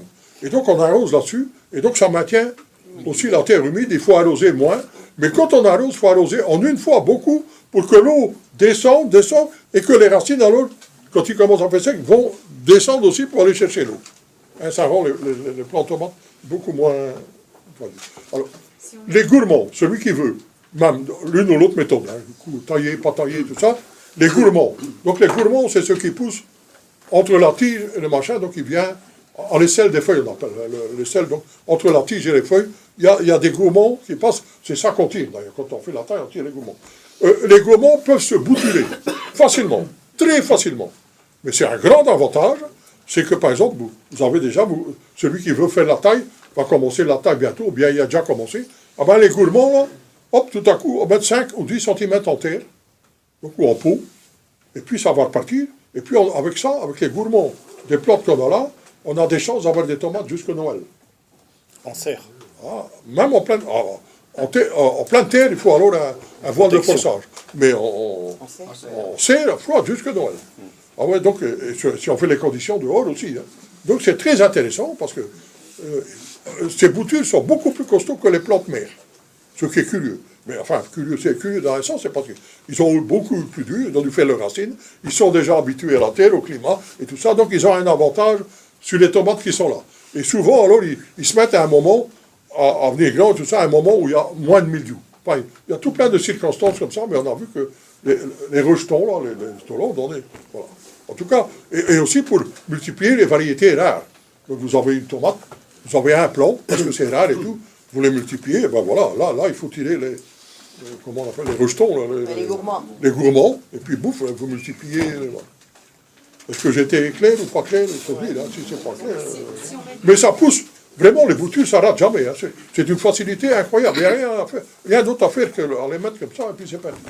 Si on met le compost, les premières feuilles, elles sont dedans alors... Ah non, il faut attendre pour mettre le compost ou fumer. Non, il faut attendre que la tomate soit à une certaine hauteur. Hein. Ah ouais, ils sont bien partis. Hein. On enlève les premières feuilles? Ah, s'il faut, ouais, ou bien ils restent dedans, ou bien ça ne fait rien. Même si elles restent dedans? Même les premières feuilles, quand on les met, de toute façon, elles vont mourir. Elles vont sécher assez vite. On les laisse mourir ou on les enlève? Non, comme vous voulez, ça fait. Moi, je suis du principe de jamais rien toucher. Le principe du jardinier paresseux, c'est moins de boulot possible. Et souvent, le genre moins de boulot possible, souvent, ça va Je veux dire, ça va ensemble avec la bonne santé des plantes. Il ne faut pas intervenir trop, croire qu'on doit intervenir toujours faire. Parce qu'elle risque d'être mouillée, cette première feuille, elle risque d'être mouillée. Et donc, Pourquoi? c'est quand on arrose, si elles sont près du sol. Ah non, il ne faut jamais arroser les feuilles, hein. Jamais, Oui, jamais. mais Hein. Non, mais les deux premières. Ah non, non, non. Les deux premières feuilles, elles sont hors du sol. Ah, ben alors, ouais, bah, on les tire, alors, et on fait. Ouais, peut-être, ah ouais, ça. Ouais. Les gourmands, pour faire des boutures, il faut qu'il ait une certaine taille. Il faut quoi? Qu'il ait une certaine taille. Oh non, non. Oh, ouais, 10-15 cm. Ouais. Assez jeune, ouais. Non, ouais. 10-15 cm. On peut les cultiver en pot, les tomates. Oui. Ouais, aussi, ouais. Alors, il y a, mais c'est général, c'est. Ouais. Quand je mets le compost autour de la tige, quand elle est grande, on laisse le compost toucher la tige ou on laisse un petit Non, contre, hein, tout à fait. Ah ouais. Oui, tout à fait, contre la tige. Ouais. S'il y a des orties, Il tu faut peux que le mettre des compost orties. soit vraiment très très beau ou s'il est moitié fait, ça Non. Il ne doit pas être trop fait. pas trop fait. Ah non, il doit être justement pas trop fait pour rester aéré et tout. Donc, au plus il est fait, le compost ou le machin, il faut diminuer la quantité. Ah ouais. Si c'est un fumier frais, fumier de cheval, donc fumier de cheval, parce que ça reste, c'est beaucoup de paille, beaucoup de machin, donc on peut mettre 20-25 cm et sans problème. Si c'est de la pelouse, 1-2 cm, pas plus. Ah ouais, ça doit toujours être aéré. Donc le compost, ça dépend de sa densité. S'il est très fait, faut 5 cm, moi je dirais. Et renouveler. Voilà, ça dépend le matériau. Parce que le mien, il est très fait, maintenant c'est tellement fait que ça fait une terre très brune. Ah ouais, c'est comme une terre. Ouais. Fine. Mais alors il faut s'en servir pour faire les semis. Hein. Pour les semis, Ah ouais, pas pour le mettre sur la terre. Ah ouais, c'est mieux. Hein. Ah ouais, s'il faut choisir. Hein. Sauf si vous avez des quantités formidables. Hein. C'est le moment de couper sa consoude avant qu'elle monte en graines. Parce qu'une fois qu'elle s'égrène et que ça tombe partout, on en a partout, qu'on sait difficilement s'en défaire. Maintenant, on la rase à ras et on la couche à côté des tomates, à côté des pommes de terre. Comment? Pardon? Les orties aussi, Les orties aussi, orties, consoude. Et après, vous rajoutez par au-dessus des feuilles sèches, de la paille, du fumier de cheval, tout ce que vous voulez. Gilbert? Oui, il ne faut pas couper. Monsieur, j'ai une mini-serre et j'ai planté une tomate qui arrive vraiment au plafond. Est-ce que je coupe la tête ou je l'incline? Ah non, il vaut mieux pas toucher. Tu te fais un trou dans toi. Ça c'est bien. Moi, j'ai eu des bananiers dans mes serres. Ils étaient petits, j'ai pas voulu les couper. Oh, ils ont traversé mon plastique dans la serre. Et tout était foutu. Hein. Alors je fais quoi? Je coupe ou je l'incline? Les deux sont valables. Non, laissez comme ça, laissez tout ça tranquille. Pourquoi? Mais il touche. Ouais, ça fait rien, ça, ouais. Bah, ils vont bien, ça va bien se replier, hein, ouais. Ouais. Replanter, remettre ces tomates où on a eu une l'année dernière? Ouais. Sur les déchets. Le problème ne change pas s'il n'y a pas eu de tomates là. Donc ça fait rien. S'il y a eu des tomates ou des autres solanacées, la famille des solanacées, pommes de terre, aubergines, poivrons, s'il y a eu de ça, et si on a laissé les déchets compostés là sur place, ça c'est idéal. Parce que les antimildious, les bactéries antimildious, les champignons antimildious, pardon, pas les bactéries, les champignons antimildious sont déjà sur place et vont mieux défendre la plante. Ou les solanacées, ouais. Alors, je voulais encore dire quelque chose par rapport aux pots. Oui, voilà. Par rapport aux pots. Alors, il faut comprendre quelque chose que j'ai expliqué jeudi encore. L'alimentation par la terre, par en dessous, par les racines, représente entre 2 et 5%. 2 et 5%. 95%. 95 pour les Français, pour que sinon, je ne vais pas être bien compris. 95, c'est pas la même chose. Hein. Nous, c'est beaucoup moins cher. Hein. 95% donc, de l'alimentation des plantes, aussi bien des tomates que les autres, viennent de l'air. De l'air. Donc, la preuve. vous avez un pot de 3 litres. Moi, j'ai mis beaucoup de tomates dans un pot de 3 litres. Vous faites grimper la plante à tomate.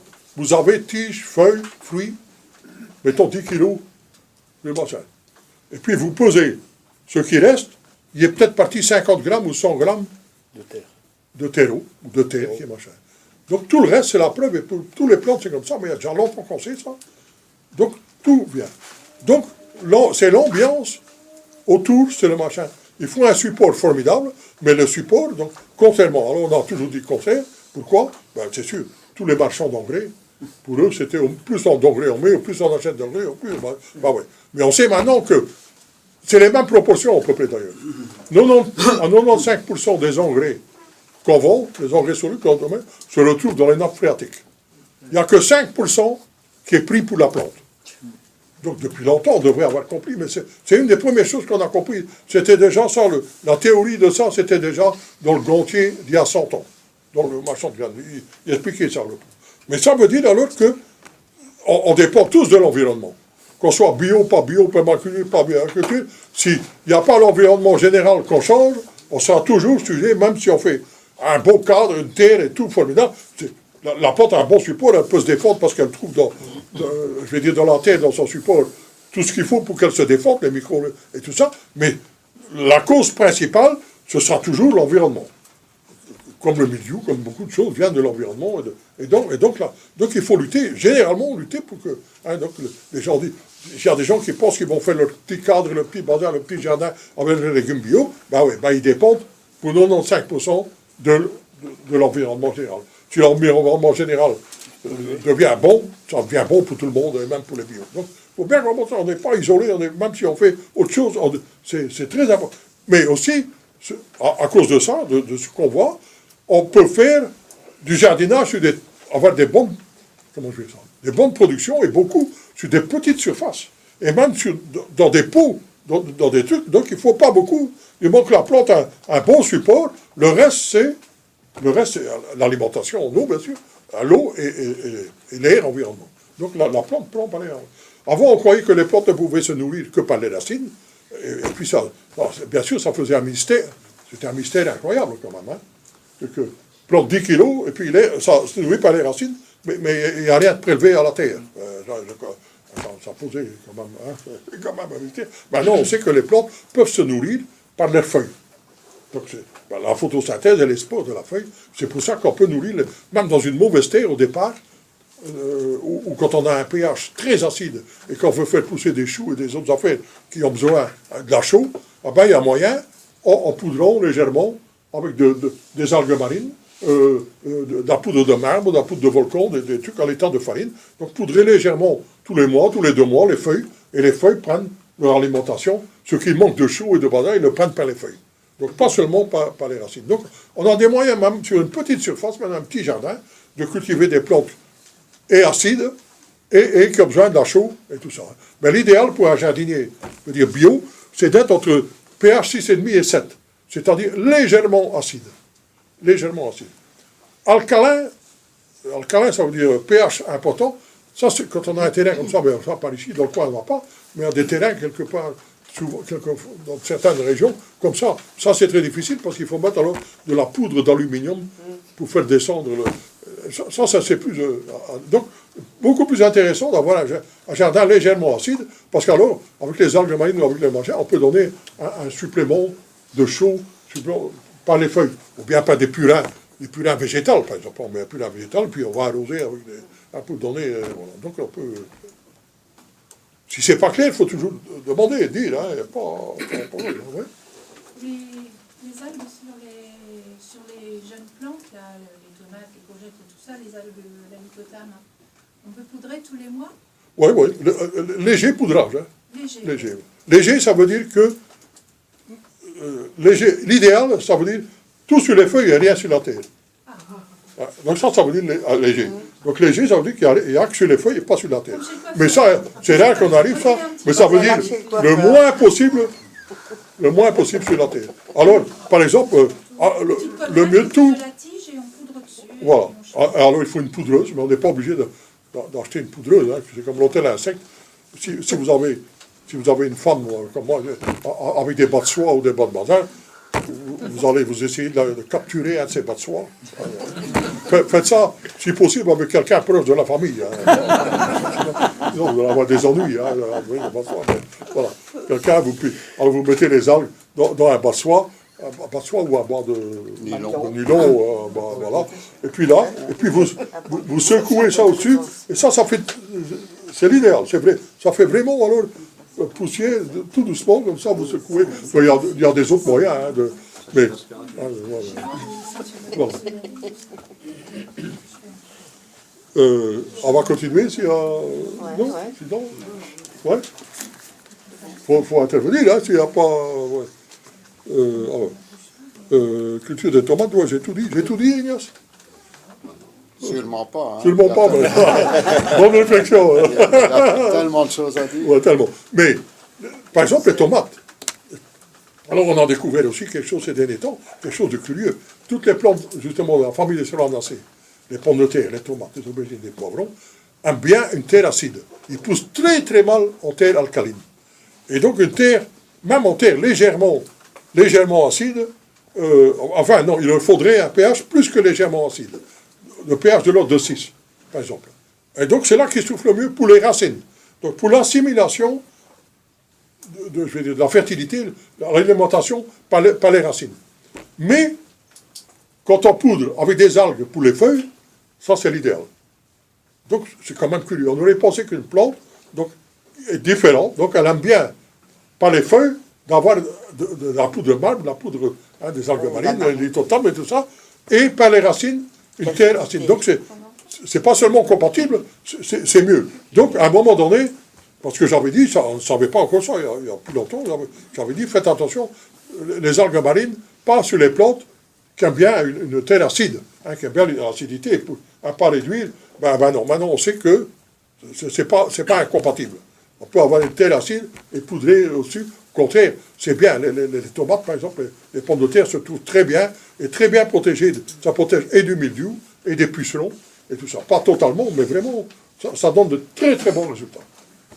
N'oubliez pas de planter les tagettes aussi près de vos tomates pour éloigner les nématodes. Donc ce sont des petites bébêtes qui sont dans le sol et qui mangent les racines de vos tomates. Surtout si vous mettez vos tomates d'année en année en année, vous nourrissez ces petites bébêtes-là et à un moment donné, vous avez un trop-plein. Donc si vous mettez des tagettes de n'importe lesquelles, des petites, parfois des grandes, ça fera très joli. En même temps, ça va attirer les abeilles, les autres insectes, même les papillons. Et même les insectes, si c'est très joli, ils vont regarder, ils ne vont pas avoir le... Les tagettes. Voilà, ils ne vont pas bouffer parce qu'ils ne vont pas avoir le temps. Les tagettes. Des œillets d'Inde. Il y a des gens qui demandent ça. Des œillets d'Inde, quoi. Des œillets d'Inde, on appelle, oui, aussi. Quelle distance que ça soit joli. Ça soit joli pour vous voir aussi. Hein. Et de toute façon, après, vous les recyclez en même temps que la verdure des tomates aussi, au même endroit. Et ça va aussi toujours continuer à donner des sécrétions que ces bébêtes-là n'aiment pas et vont pas s'installer. Des soucis aussi. Des soucis aussi, ça marche aussi. Ça marche aussi. Alors, couverture du sol. Oui. La dame dont le plant de tomate touche je crois qu'il doit quand même faire attention, parce que si ça touche, il y a de la condensation dans ce qui sert, et à ce moment-là, la feuille est brûlée. Hein. La feuille va brûler, elle va griller. Elle va mouiller aussi. Mouiller, mais aussi elle va sécher, comment dire, elle va être brûlée. S'il y a une forte machin qui touche, ça brûle. Vous m'avez dit de les rien faire. Ouais, je serais confrontée à la brûlure de la feuille. Ah ouais. Vous me dites quoi, la prochaine fois? Moi, je ne vais pas réfléchir à votre place. C'est pas moi qui vais tailler vos tomates. Hein. Vous prenez vos responsabilités. Et le mois prochain, vous venez dire comment votre tomate... Disons que ça va se... Pour un conseil, vous me dites laisser. Ça va s'auto-gérer au début de l'été. Mais l'inconvénient, c'est surtout en automne, quand les nuits deviennent fraîches. À l'intérieur, il fait plus chaud et humide. Alors la condensation va se mettre contre la paroi et vos feuilles vont rester humides et vos tomates vont attraper le mildiou. C'est à ce moment-là qu'il y aura un danger. Et c'est à ce moment-là, quand les feuilles restent humides, il y a la condensation, qu'il faut poudrer avec des algues. Ouais. Parce qu'en même temps, les algues, alors, ils vont rester sur les feuilles. Ils ne vont pas tomber. Donc à la limite, il faut limiter que ça ne touche pas, ou il faut une double paroi. Donc un deuxième film de plastique qui a un espace entre deux qui fera qu'il y aura moins de condensation. Et surtout aéré. Aéré, hein, ouais. Surtout aéré. Il faut avoir des serres avec double... toujours. Hein. Les serres ne sont pas assez... comment il y a une porte d'entrée, souvent des trappes et des trucs. C'est pas suffisant. Il faut un vis-à-vis. Hein. Celui qui n'a pas de porte vis-à-vis, il y a des serres maintenant qu'on voit avec vis-à-vis, deux portes de chaque côté. Mais s'il n'y a pas de vis-à-vis, il faut ouvrir une ouverture de l'autre côté. Quelque chose qu'on peut le fermer, qu'on peut faire selon la température, une ou deux. Mais généralement, à partir de maintenant, les deux portes ouvertes. Hein. Il vaut mieux avoir un petit peu froid que pas d'air. Hein. Que pas d'air. Hein. Les tomates ont besoin un maximum d'air. Hein. Solanacées, tous les solanacées, les patates aussi. Hein. Maximum d'air, hein. Beaucoup d'air. C'est là que ça explique encore une fois les 95% qu'ils ont besoin de l'air. Si Ouais, l'air ne se renouvelle pas, ils n'ont pas ce qu'il faut. Il faut d'air. Il faut même créer un courant d'air. Parce que, je vais dire, tomate, l'idéal, tomate, c'est 25 degrés. L'idéal. C'est pas plus que 25 degrés. C'est hier, avant-hier, là, quand il a fait si chaud, j'étais voir dans la serre, il était à 38 degrés. Hein. Les deux portes ouvertes. Hein. Même les deux portes ouvertes. Alors, je dis, mais là, celui qui n'a pas de deux, ça va ce que... Ah, alors, là, c'est pas bon pour les légumes. Hein. Donc, il faut vraiment faire beaucoup d'ouverture, et même un courant d'air. Bon, alors, couverture du sol. Couverture du sol, faites attention. Faites attention à la couverture du sol. Toute l'année, il faut faire attention. Mais surtout, maintenant qu'il va faire bon et chaud, espérons, il va faire bon et chaud, il faut que le sol soit toujours couvert pour garder l'humidité. Hein, parce que le soleil, c'est un des plus mauvais pour détruire la vie du sol et tout. Et donc, il faut beaucoup d'air, de lumière, mais pas le soleil direct. Et couvrir le sol pour protéger toujours. Toute l'année, il doit être. Mais surtout maintenant en été, hein, pour garder l'humidité. Alors, faire ses semences. Il y a, à cause du bidule, là, des gens qui demandent, ils disent comment on fait ses semences. Alors, tous les mois, je vais faire faire les semences une sorte. Donc, on en aura à peu près, j'ai compté à peu près pour 50 ans, mais enfin, celui qui me dit, je vais porter le coup, non, c'est comme ça quand il y a le coup, longtemps. Hein, mais moi j'ai au moins encore des projets, au moins pour 100 ans. Donc, alors, faites ces semences. Aujourd'hui, les laitues. Et je vais essayer de faire selon l'actualité. Hein, parce qu'il y en a que c'est pas pressé, il y en a que c'est plus pressé. Et les laitues, je trouve que c'est très important. Tout le monde mange des laitues.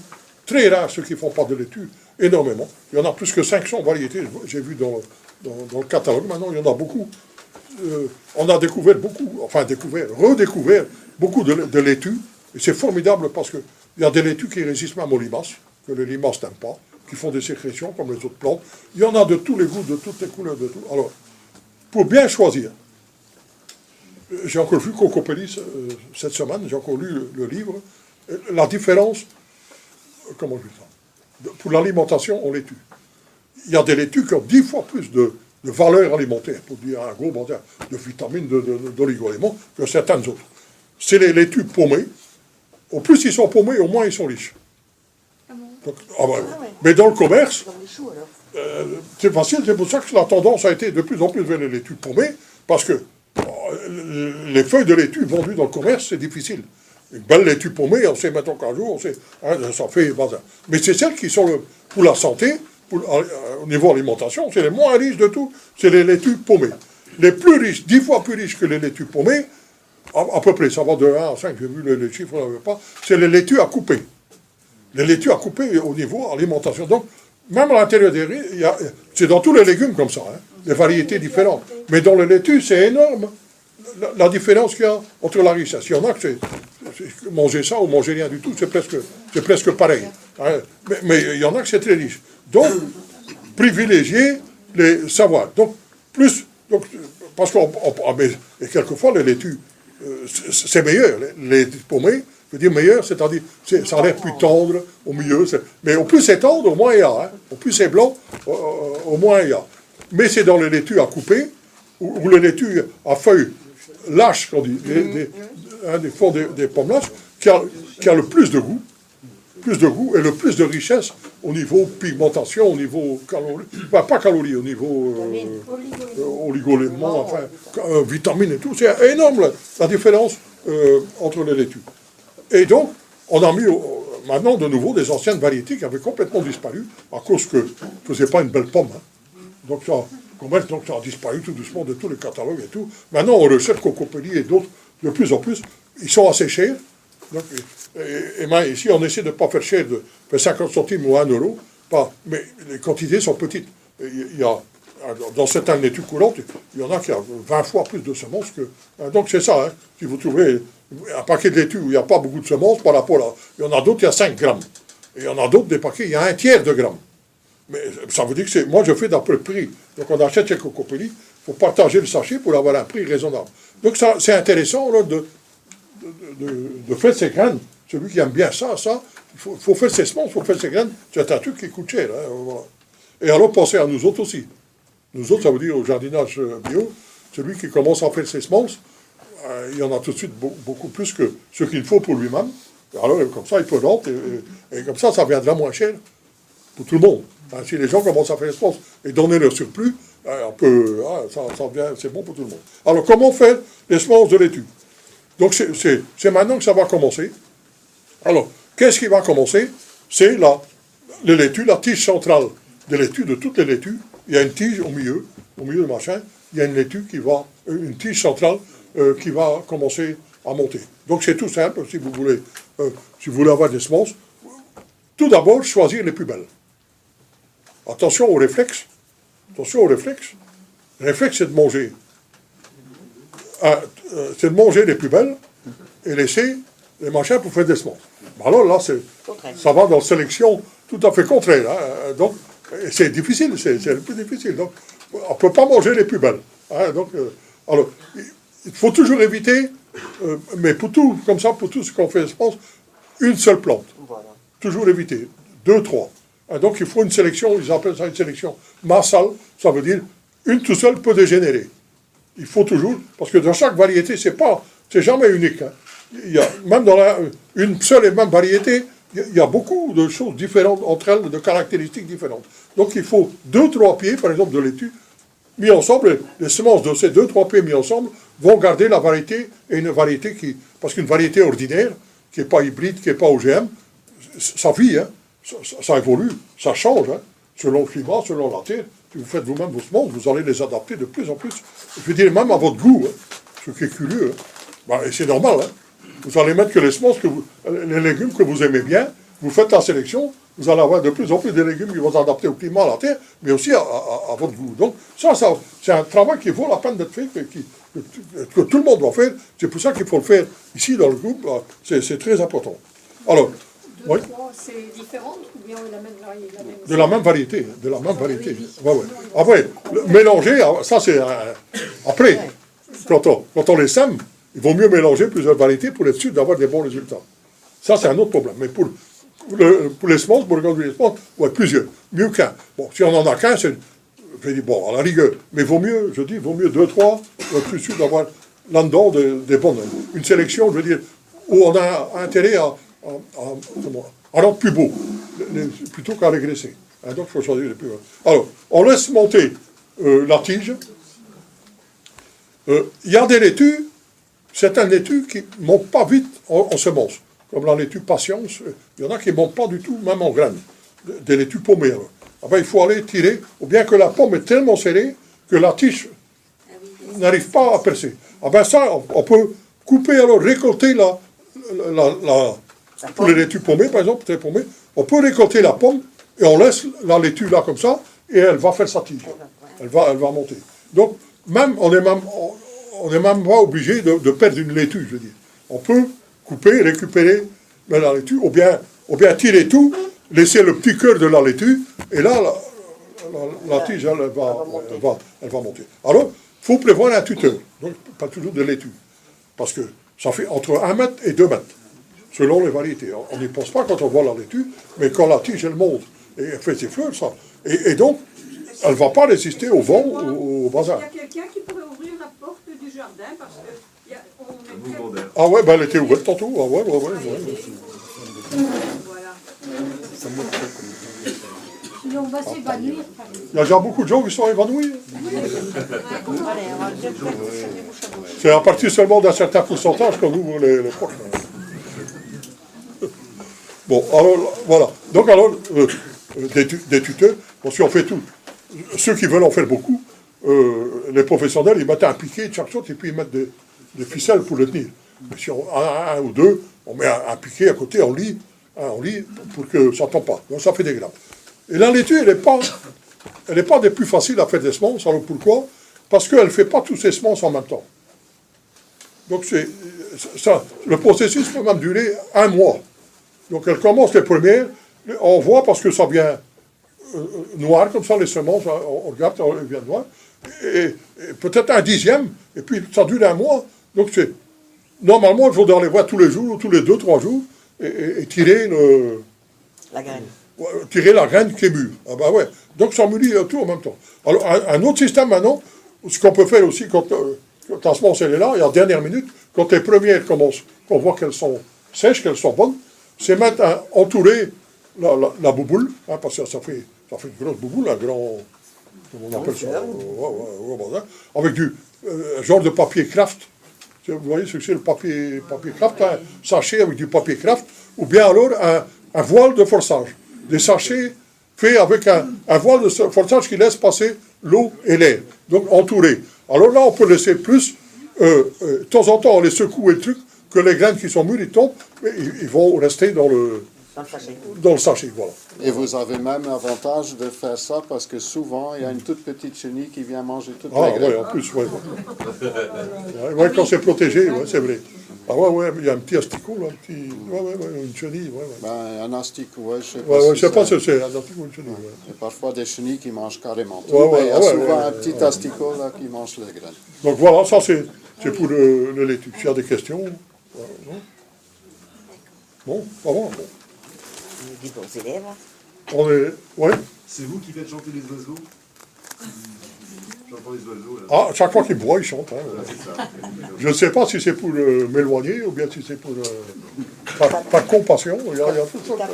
Je ne suis pas encore arrivé à ce point-là.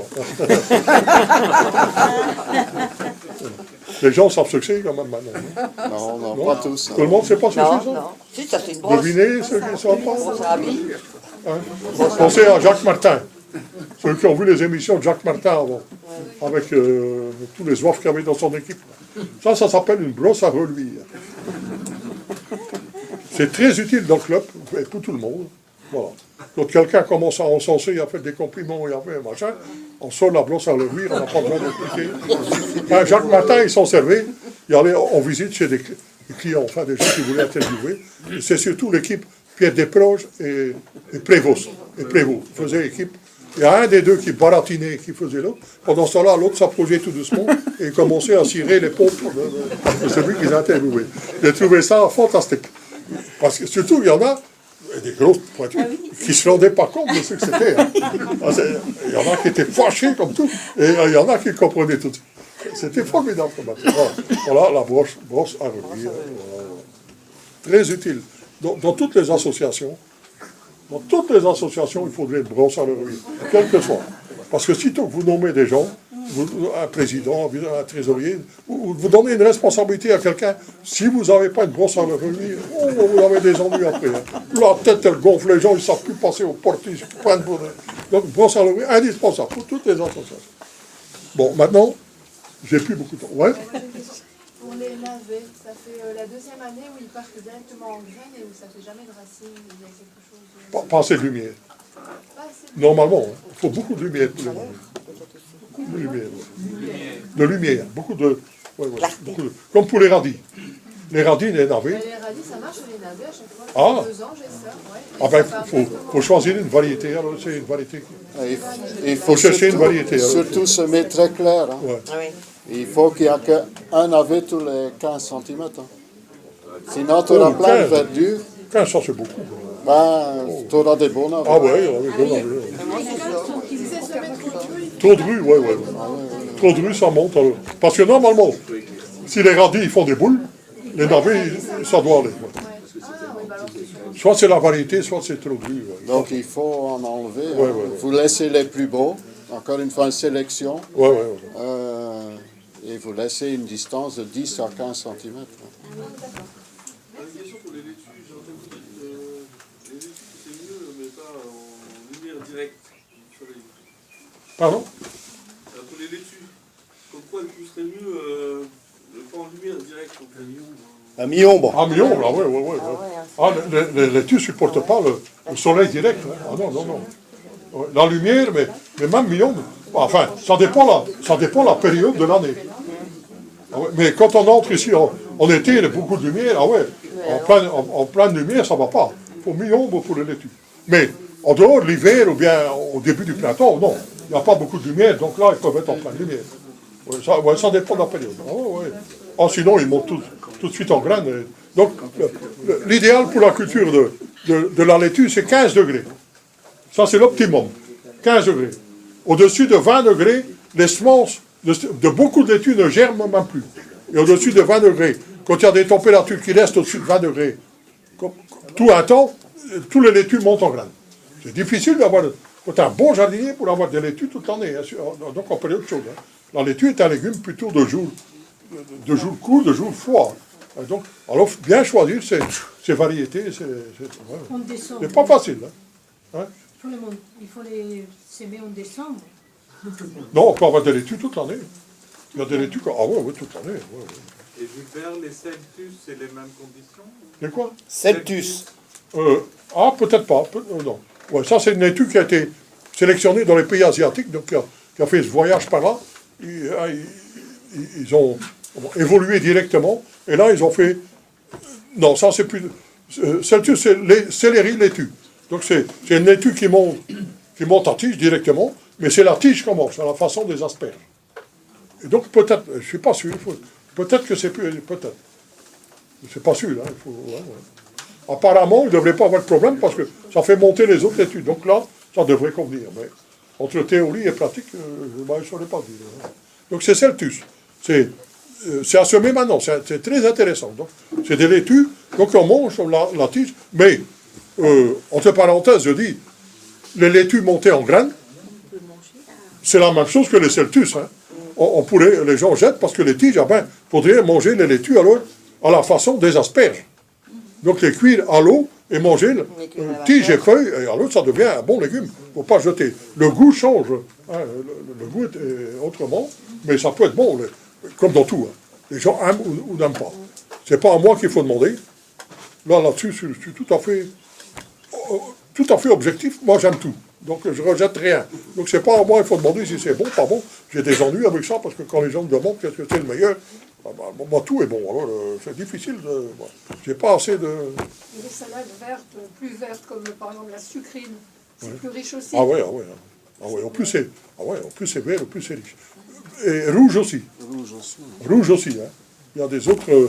des antioxydants dans les laitues rouges. Comme dans les tomates bleues. C'est curieux.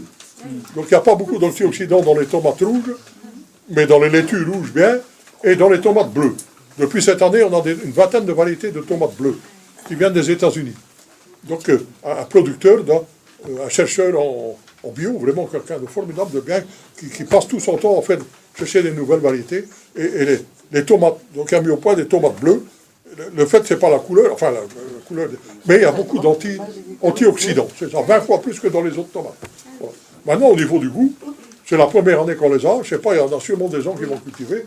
On va voir ce que ça vaut au niveau si c'est bon, pas bon, ça c'est autre chose. Ça, faudra voir. Mais, en tout cas, c'est bon pour les gens qui ne veulent pas mourir. Ça n'a aucune importance. Hein.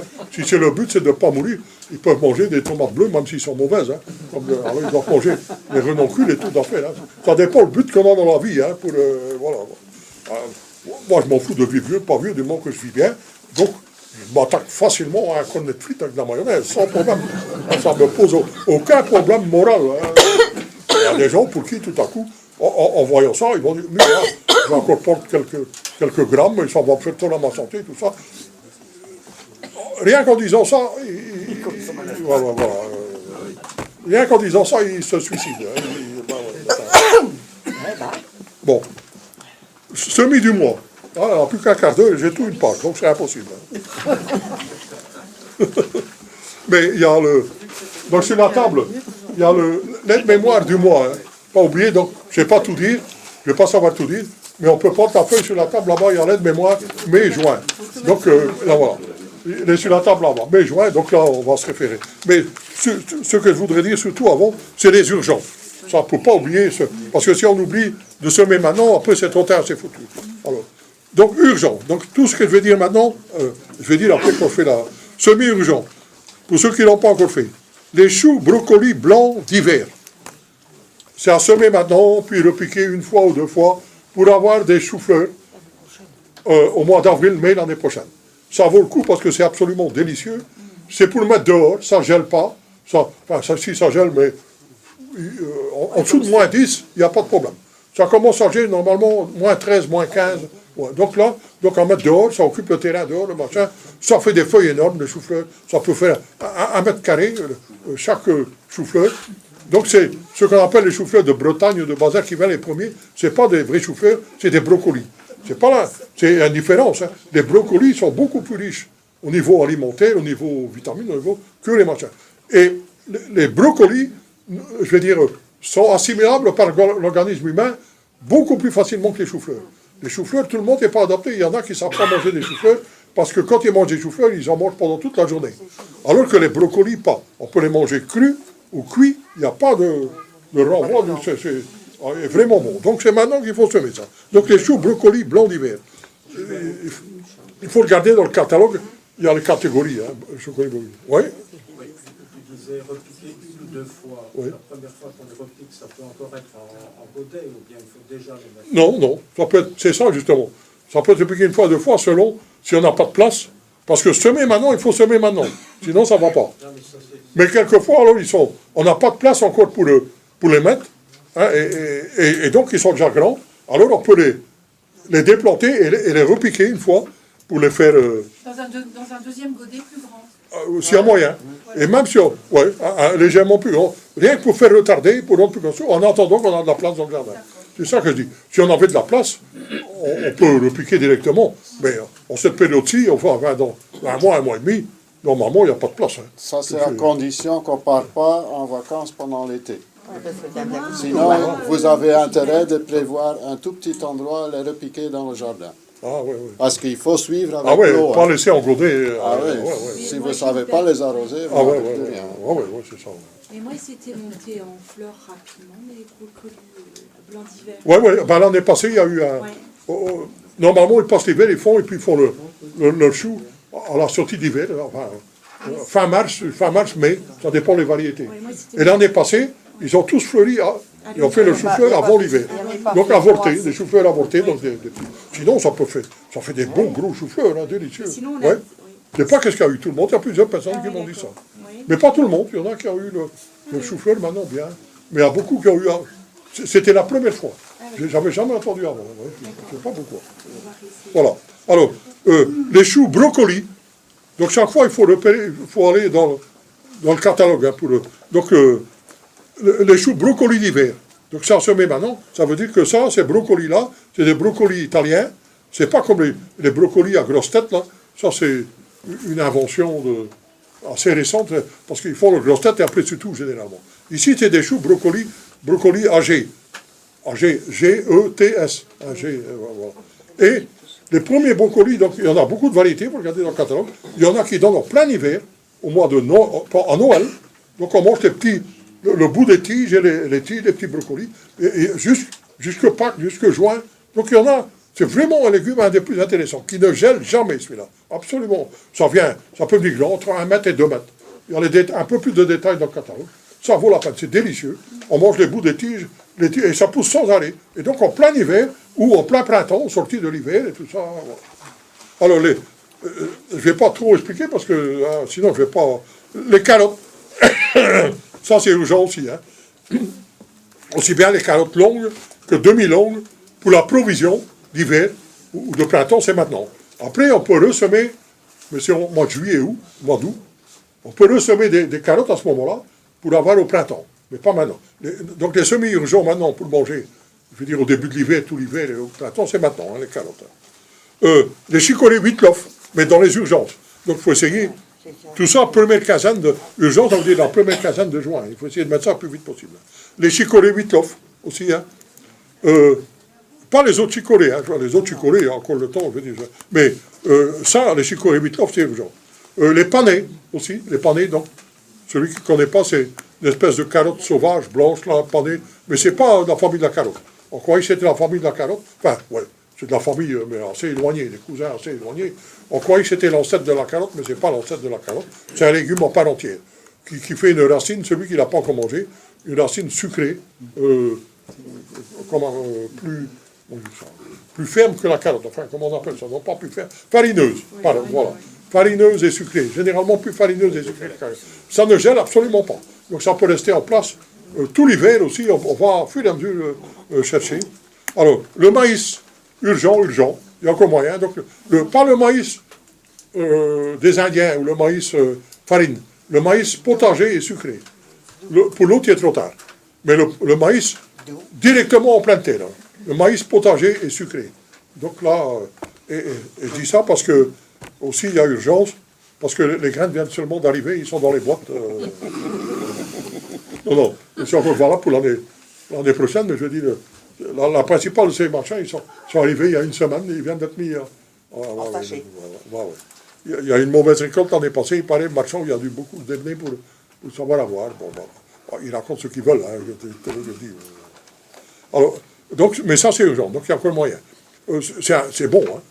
Je rappelle que c'est comme le meilleur des petits pois, et à manger cru, comme ça, directement, pas laisser traîner. C'est vraiment bon, hein, le maïs, comme ça. Alors, quand il vient encore un peu plus dur, après, légèrement, on peut mettre au grill. Maintenant, on a l'habitude des barbecues et tout, là. Après, des carottes de maïs, un tout petit peu sur le barbecue, et puis manger comme ça. Mais même cru, il n'y a même pas besoin de tout ça. Avec, mettez un peu de beurre, un peu de sel dessus, un peu de... Ouais, je vais arrêter là, parce que les gens... Tu vas faire manger tout là. J'ai attrapé tous les gens qui n'aiment pas le sel, qui n'aiment pas le sucre. Ben, je me demande ceux qui mangent les naturalistes. Hein, ils ont supprimé les frites, c'est déjà un péché incroyable, et puis le sel, et puis le sucre, et puis... Je me demande ce qui reste à bouffer. Pas de cochon, je sais pas, bon, enfin... Celui qui a la solution, il peut une fois m'expliquer. Hein, moi, je suis végétalienne. Surtout pas dire à ma femme, hein, pas parler de ça à ma femme. Hein.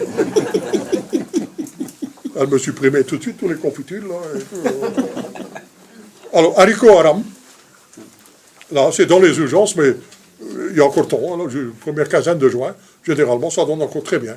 Donc, haricots à perche, haricots aram, je ne sais pas si haricots grimpants. Il y a plusieurs noms, ça. Ouais. Je ne sais plus que moi, s'il y a des gens, haricots aram, ils se demandent ce que c'est. Il dit c'est des haricots grimpants. Je dis ouais, bon. Selon les régions, il y a des mots comme ça. Donc, haricots aram, ça veut dire qu'il faut des rames. Mais pas nécessairement des rames. Hein. On peut les mettre aussi au pied des arbres, au pied du moment qu'il y a de l'espace. Voilà. Orteil de prêcheur, celui qui ne l'a pas encore mis, ça c'est formidable. Donc c'est le meilleur haricot du monde. Sans problème. C'est une mutation d'haricot d'Espagne. C'est le plus gros haricot du monde. Et le meilleur. C'est gros, comme une petite prune, il vient comme ça. C'est absolument délicieux. C'est à manger même comme dessert, c'est un vrai délice. Ça fait des gousses, mais vraiment, gousses 60-80 cm, hein, des gros haricots blancs. Ça pousse par tous les temps, c'est même vivace, hein, en tout cas jusqu'à moins 5 sûr. Donc ça fait une grosse racine dans le sol, hein, ça repart même, c'est surpris, c'était pas comme... on peut laisser, il ne faut pas cueillir à l'avance, jamais. Tout l'hiver, donc il faut le laisser. Donc ça pond comme ça, donc on peut mettre dans le jardin, ça pond, et aller chercher à fur et à mesure quand on a besoin. C'est le meilleur moyen. Si on les rentre, ça risque d'être dégradé.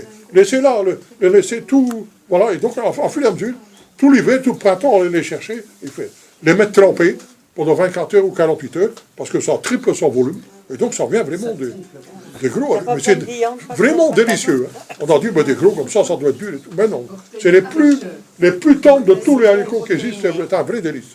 Donc voilà, ça s'appelle haricot orteil de prêcheur. Ça a été Ça a été fait en Belgique, à Jean-Blou, tout à fait par hasard. Mutation d'haricots d'Espagne. Et ils ont appelé ça orteil de prêcheur. Les prêcheurs, c'est les moines avec des sandales, comme vous voyez le gros doigt de pied, là, qui allaient prêcher dans les églises. Là. Et l'haricot ressemble à un doigt de pied des prêcheurs. C'est comme ça qu'on a.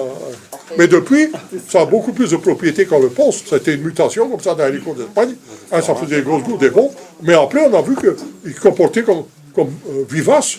Donc, il résistait au froid et tout. Et au froid de l'automne. Donc, même en automne, c'est pour ça qu'on peut encore le mettre maintenant. Surtout parce qu'en automne, même si les températures baissent et descendent en tout 10, il continue à pousser, à faire ses fleurs et à produire ses gousses et tout. Donc, je recommande, c'est vraiment intéressant. Je dis ça, j'espère qu'il y a encore des sachets. Ça, c'est quelque chose que je ne dis pas parce qu'il faut faire partie des sachets. Mais il faut les faire cuire combien de temps, les haricots? 8 jours. Pardon? Il faut les faire cuire combien de temps, ces haricots-là? Ça, c'est faut demander à ma femme. Moi, je fais un bon... Il faut les faire tremper. Il faut les faire tremper. Mais pas tant que ça, parce que c'est très tendre. Mais faites tremper 24 heures ou 48 heures, je sais plus. Et après, non, il faut... Non. Oh, c'est vraiment... On ne mange pas en haricot vert, hein, on mange non. en grain. C'est le grain, hein. Pas le haricot vert. Le grain. Mais celui qui l'a pas, alors, pour reproduire ça, donc pour reproduire, ça coûte assez cher qu'il faut acheter des graines. Enfin, je ne sais plus combien, 1 euro pour 50 grammes, mais 50 grammes, il y a 10-15 graines, non, hein, c'est gros. Mais alors, c'est très facile. Pour reproduire, quand c'est mûr, on remet, ou bien de la racine, c'est reparti. Donc, pour faire ces graines, il n'y a rien de plus facile que le faire une fois qu'on l'a, tout ça. Et je répète, entre les haricots, entre les petits pois, il n'y a pas de pollinisation croisée possible. Donc on ne sait pas, donc on peut toujours reproduire ces petits pois, on en a 21. Ce qu'il peut y avoir, c'est des mutations internes, des changements, des mutations internes. Et dans les haricots, il peut y avoir, mais c'est de l'ordre de 5%, pas plus, qu'il peut y avoir des mutations comme ça, par exemple des visites de bourdons, de papillons, et aussi par hasard qu'ils ont été visités, mais c'est rare, il y a une protection formidable. Petit pois, il y a une protection totale. C'est quasi impossible. Haricots, ça peut arriver, mais c'est rare. Donc, quand vous avez aussi des haricots, vous pouvez reproduire les haricots vous-même pendant des années, et donc ça vaut la peine. Alors, courgettes et courges. Donc, je parle ici, donc c'est plus en pot, directement en pleine terre. Hein. Les haricots à rame et le maïs aussi, hein, directement en pleine terre. Hein. Les courgettes et les courges aussi. Donc il y a encore moyen, donc c'est dans les urgences, mais directement en plein terre les graines. Par exemple, pour être sûr d'avoir, vous mettez en poquet, c'est-à-dire faire un petit poquet, je sais pas comment, un petit trou, pas très profond, hein, 2 cm ça suffit, et mettre alors par exemple 2 ou 3 graines, et puis après quand ça sort, s'ils sortent tous les 3, laissez le plus beau. Bon, enfin, moi généralement, je m'en occupe même pas, même quand ils sont à 3, je les laisse tous les 3 ou tous les 2, et je vois qu'ils prennent chacun leur ramification. Quand c'est des potirons, quand c'est des courgettes, c'est plus embêtant. Parce que les courgettes restent sur place, ne courent pas, et alors ils font un gros buisson. Là, je pense qu'il y a mieux intérêt à laisser une. Mais même si on laissait 2, je suis sûr que ça donnerait aussi, mais peut-être que ça. Il y aurait plus de gènes que. Peut-être, hein, il faut essayer. Les feuilles de courgettes sont beaucoup plus grandes que les feuilles de potirons. Oh, ça dépend. Alors, dernière chose, dans les urgences, c'est les concombres et les cornichons. Il y a encore temps maintenant, donc en pleine terre, concombres, cornichons, il y a encore temps en pleine terre. Et le sens pour mettre la graine des courgettes, j'ai oublié. Il y a Pardon? un sens pour mettre la graine en terre. Oui. Il y a un sens. Oui. Donc il faut préférer donc les courges, les courgettes, les concombres, les cornichons. Il y a un sens, c'est mettre la pointe dans terre. Et le côté rond, laisser au-dessus. Voilà. C'est le côté qui va s'ouvrir et qui va faire. Donc, les graines ont moins de chances de pourrir. Comme ça, ils vont sortir. Alors, je dis comme ça la liste, mais elle est là-bas, les semis courants, le semis du mois. Mais je dis, je ne m'arrête pas, et puis après, donc ça va être fini. Donc, mais c'est dans l'aide-mémoire. Normalement, c'est l'aide-mémoire là-bas. Il faut pas. Betterave potagère, poirée, bête, chicorée, tous les chicorées à couper, scarole, endives frisées, sauvages, italiennes, les laitues et les celtus, les haricots nains. Là, c'est le plein moment des haricots nains, mange tout. C'est le meilleur moment d'ailleurs. Tout le mois de juin. Hein, radis d'été et d'automne, les radis d'hiver. Déjà maintenant, commencez les radis d'hiver. Les navets, les mésophiles, les choux navets, les choux raves, les choux à couper, les choux de Chine, le fenouil, les choux kale. J'ai marqué kale parce que tout le monde, il me demande, à cause de ce bidule-là, c'est beaucoup en anglais, là, dans Internet. Alors maintenant, les choux non paumés, ils les appellent des kale. Voilà, K-A-L-E. Mais ce ne sont pas envahir par les Américains, s'il vous plaît. C'est des choux d'hiver non paumés. Voilà. J'ai marqué quel, parce que les gens qui cherchent après des quels, ils ont dit il n'y a pas de quel dans ton. Ça m'a beaucoup vexé qu'il n'y a pas de quel dans mon catalogue. Bon, voilà, les quels. Alors, les brocolis âgés, le pourpier, les roquettes, la roquette et les mâches, la salade de blé. Et c'est tout pour aujourd'hui. Merci Gilbert. Celui qui veut pas, c'est bon.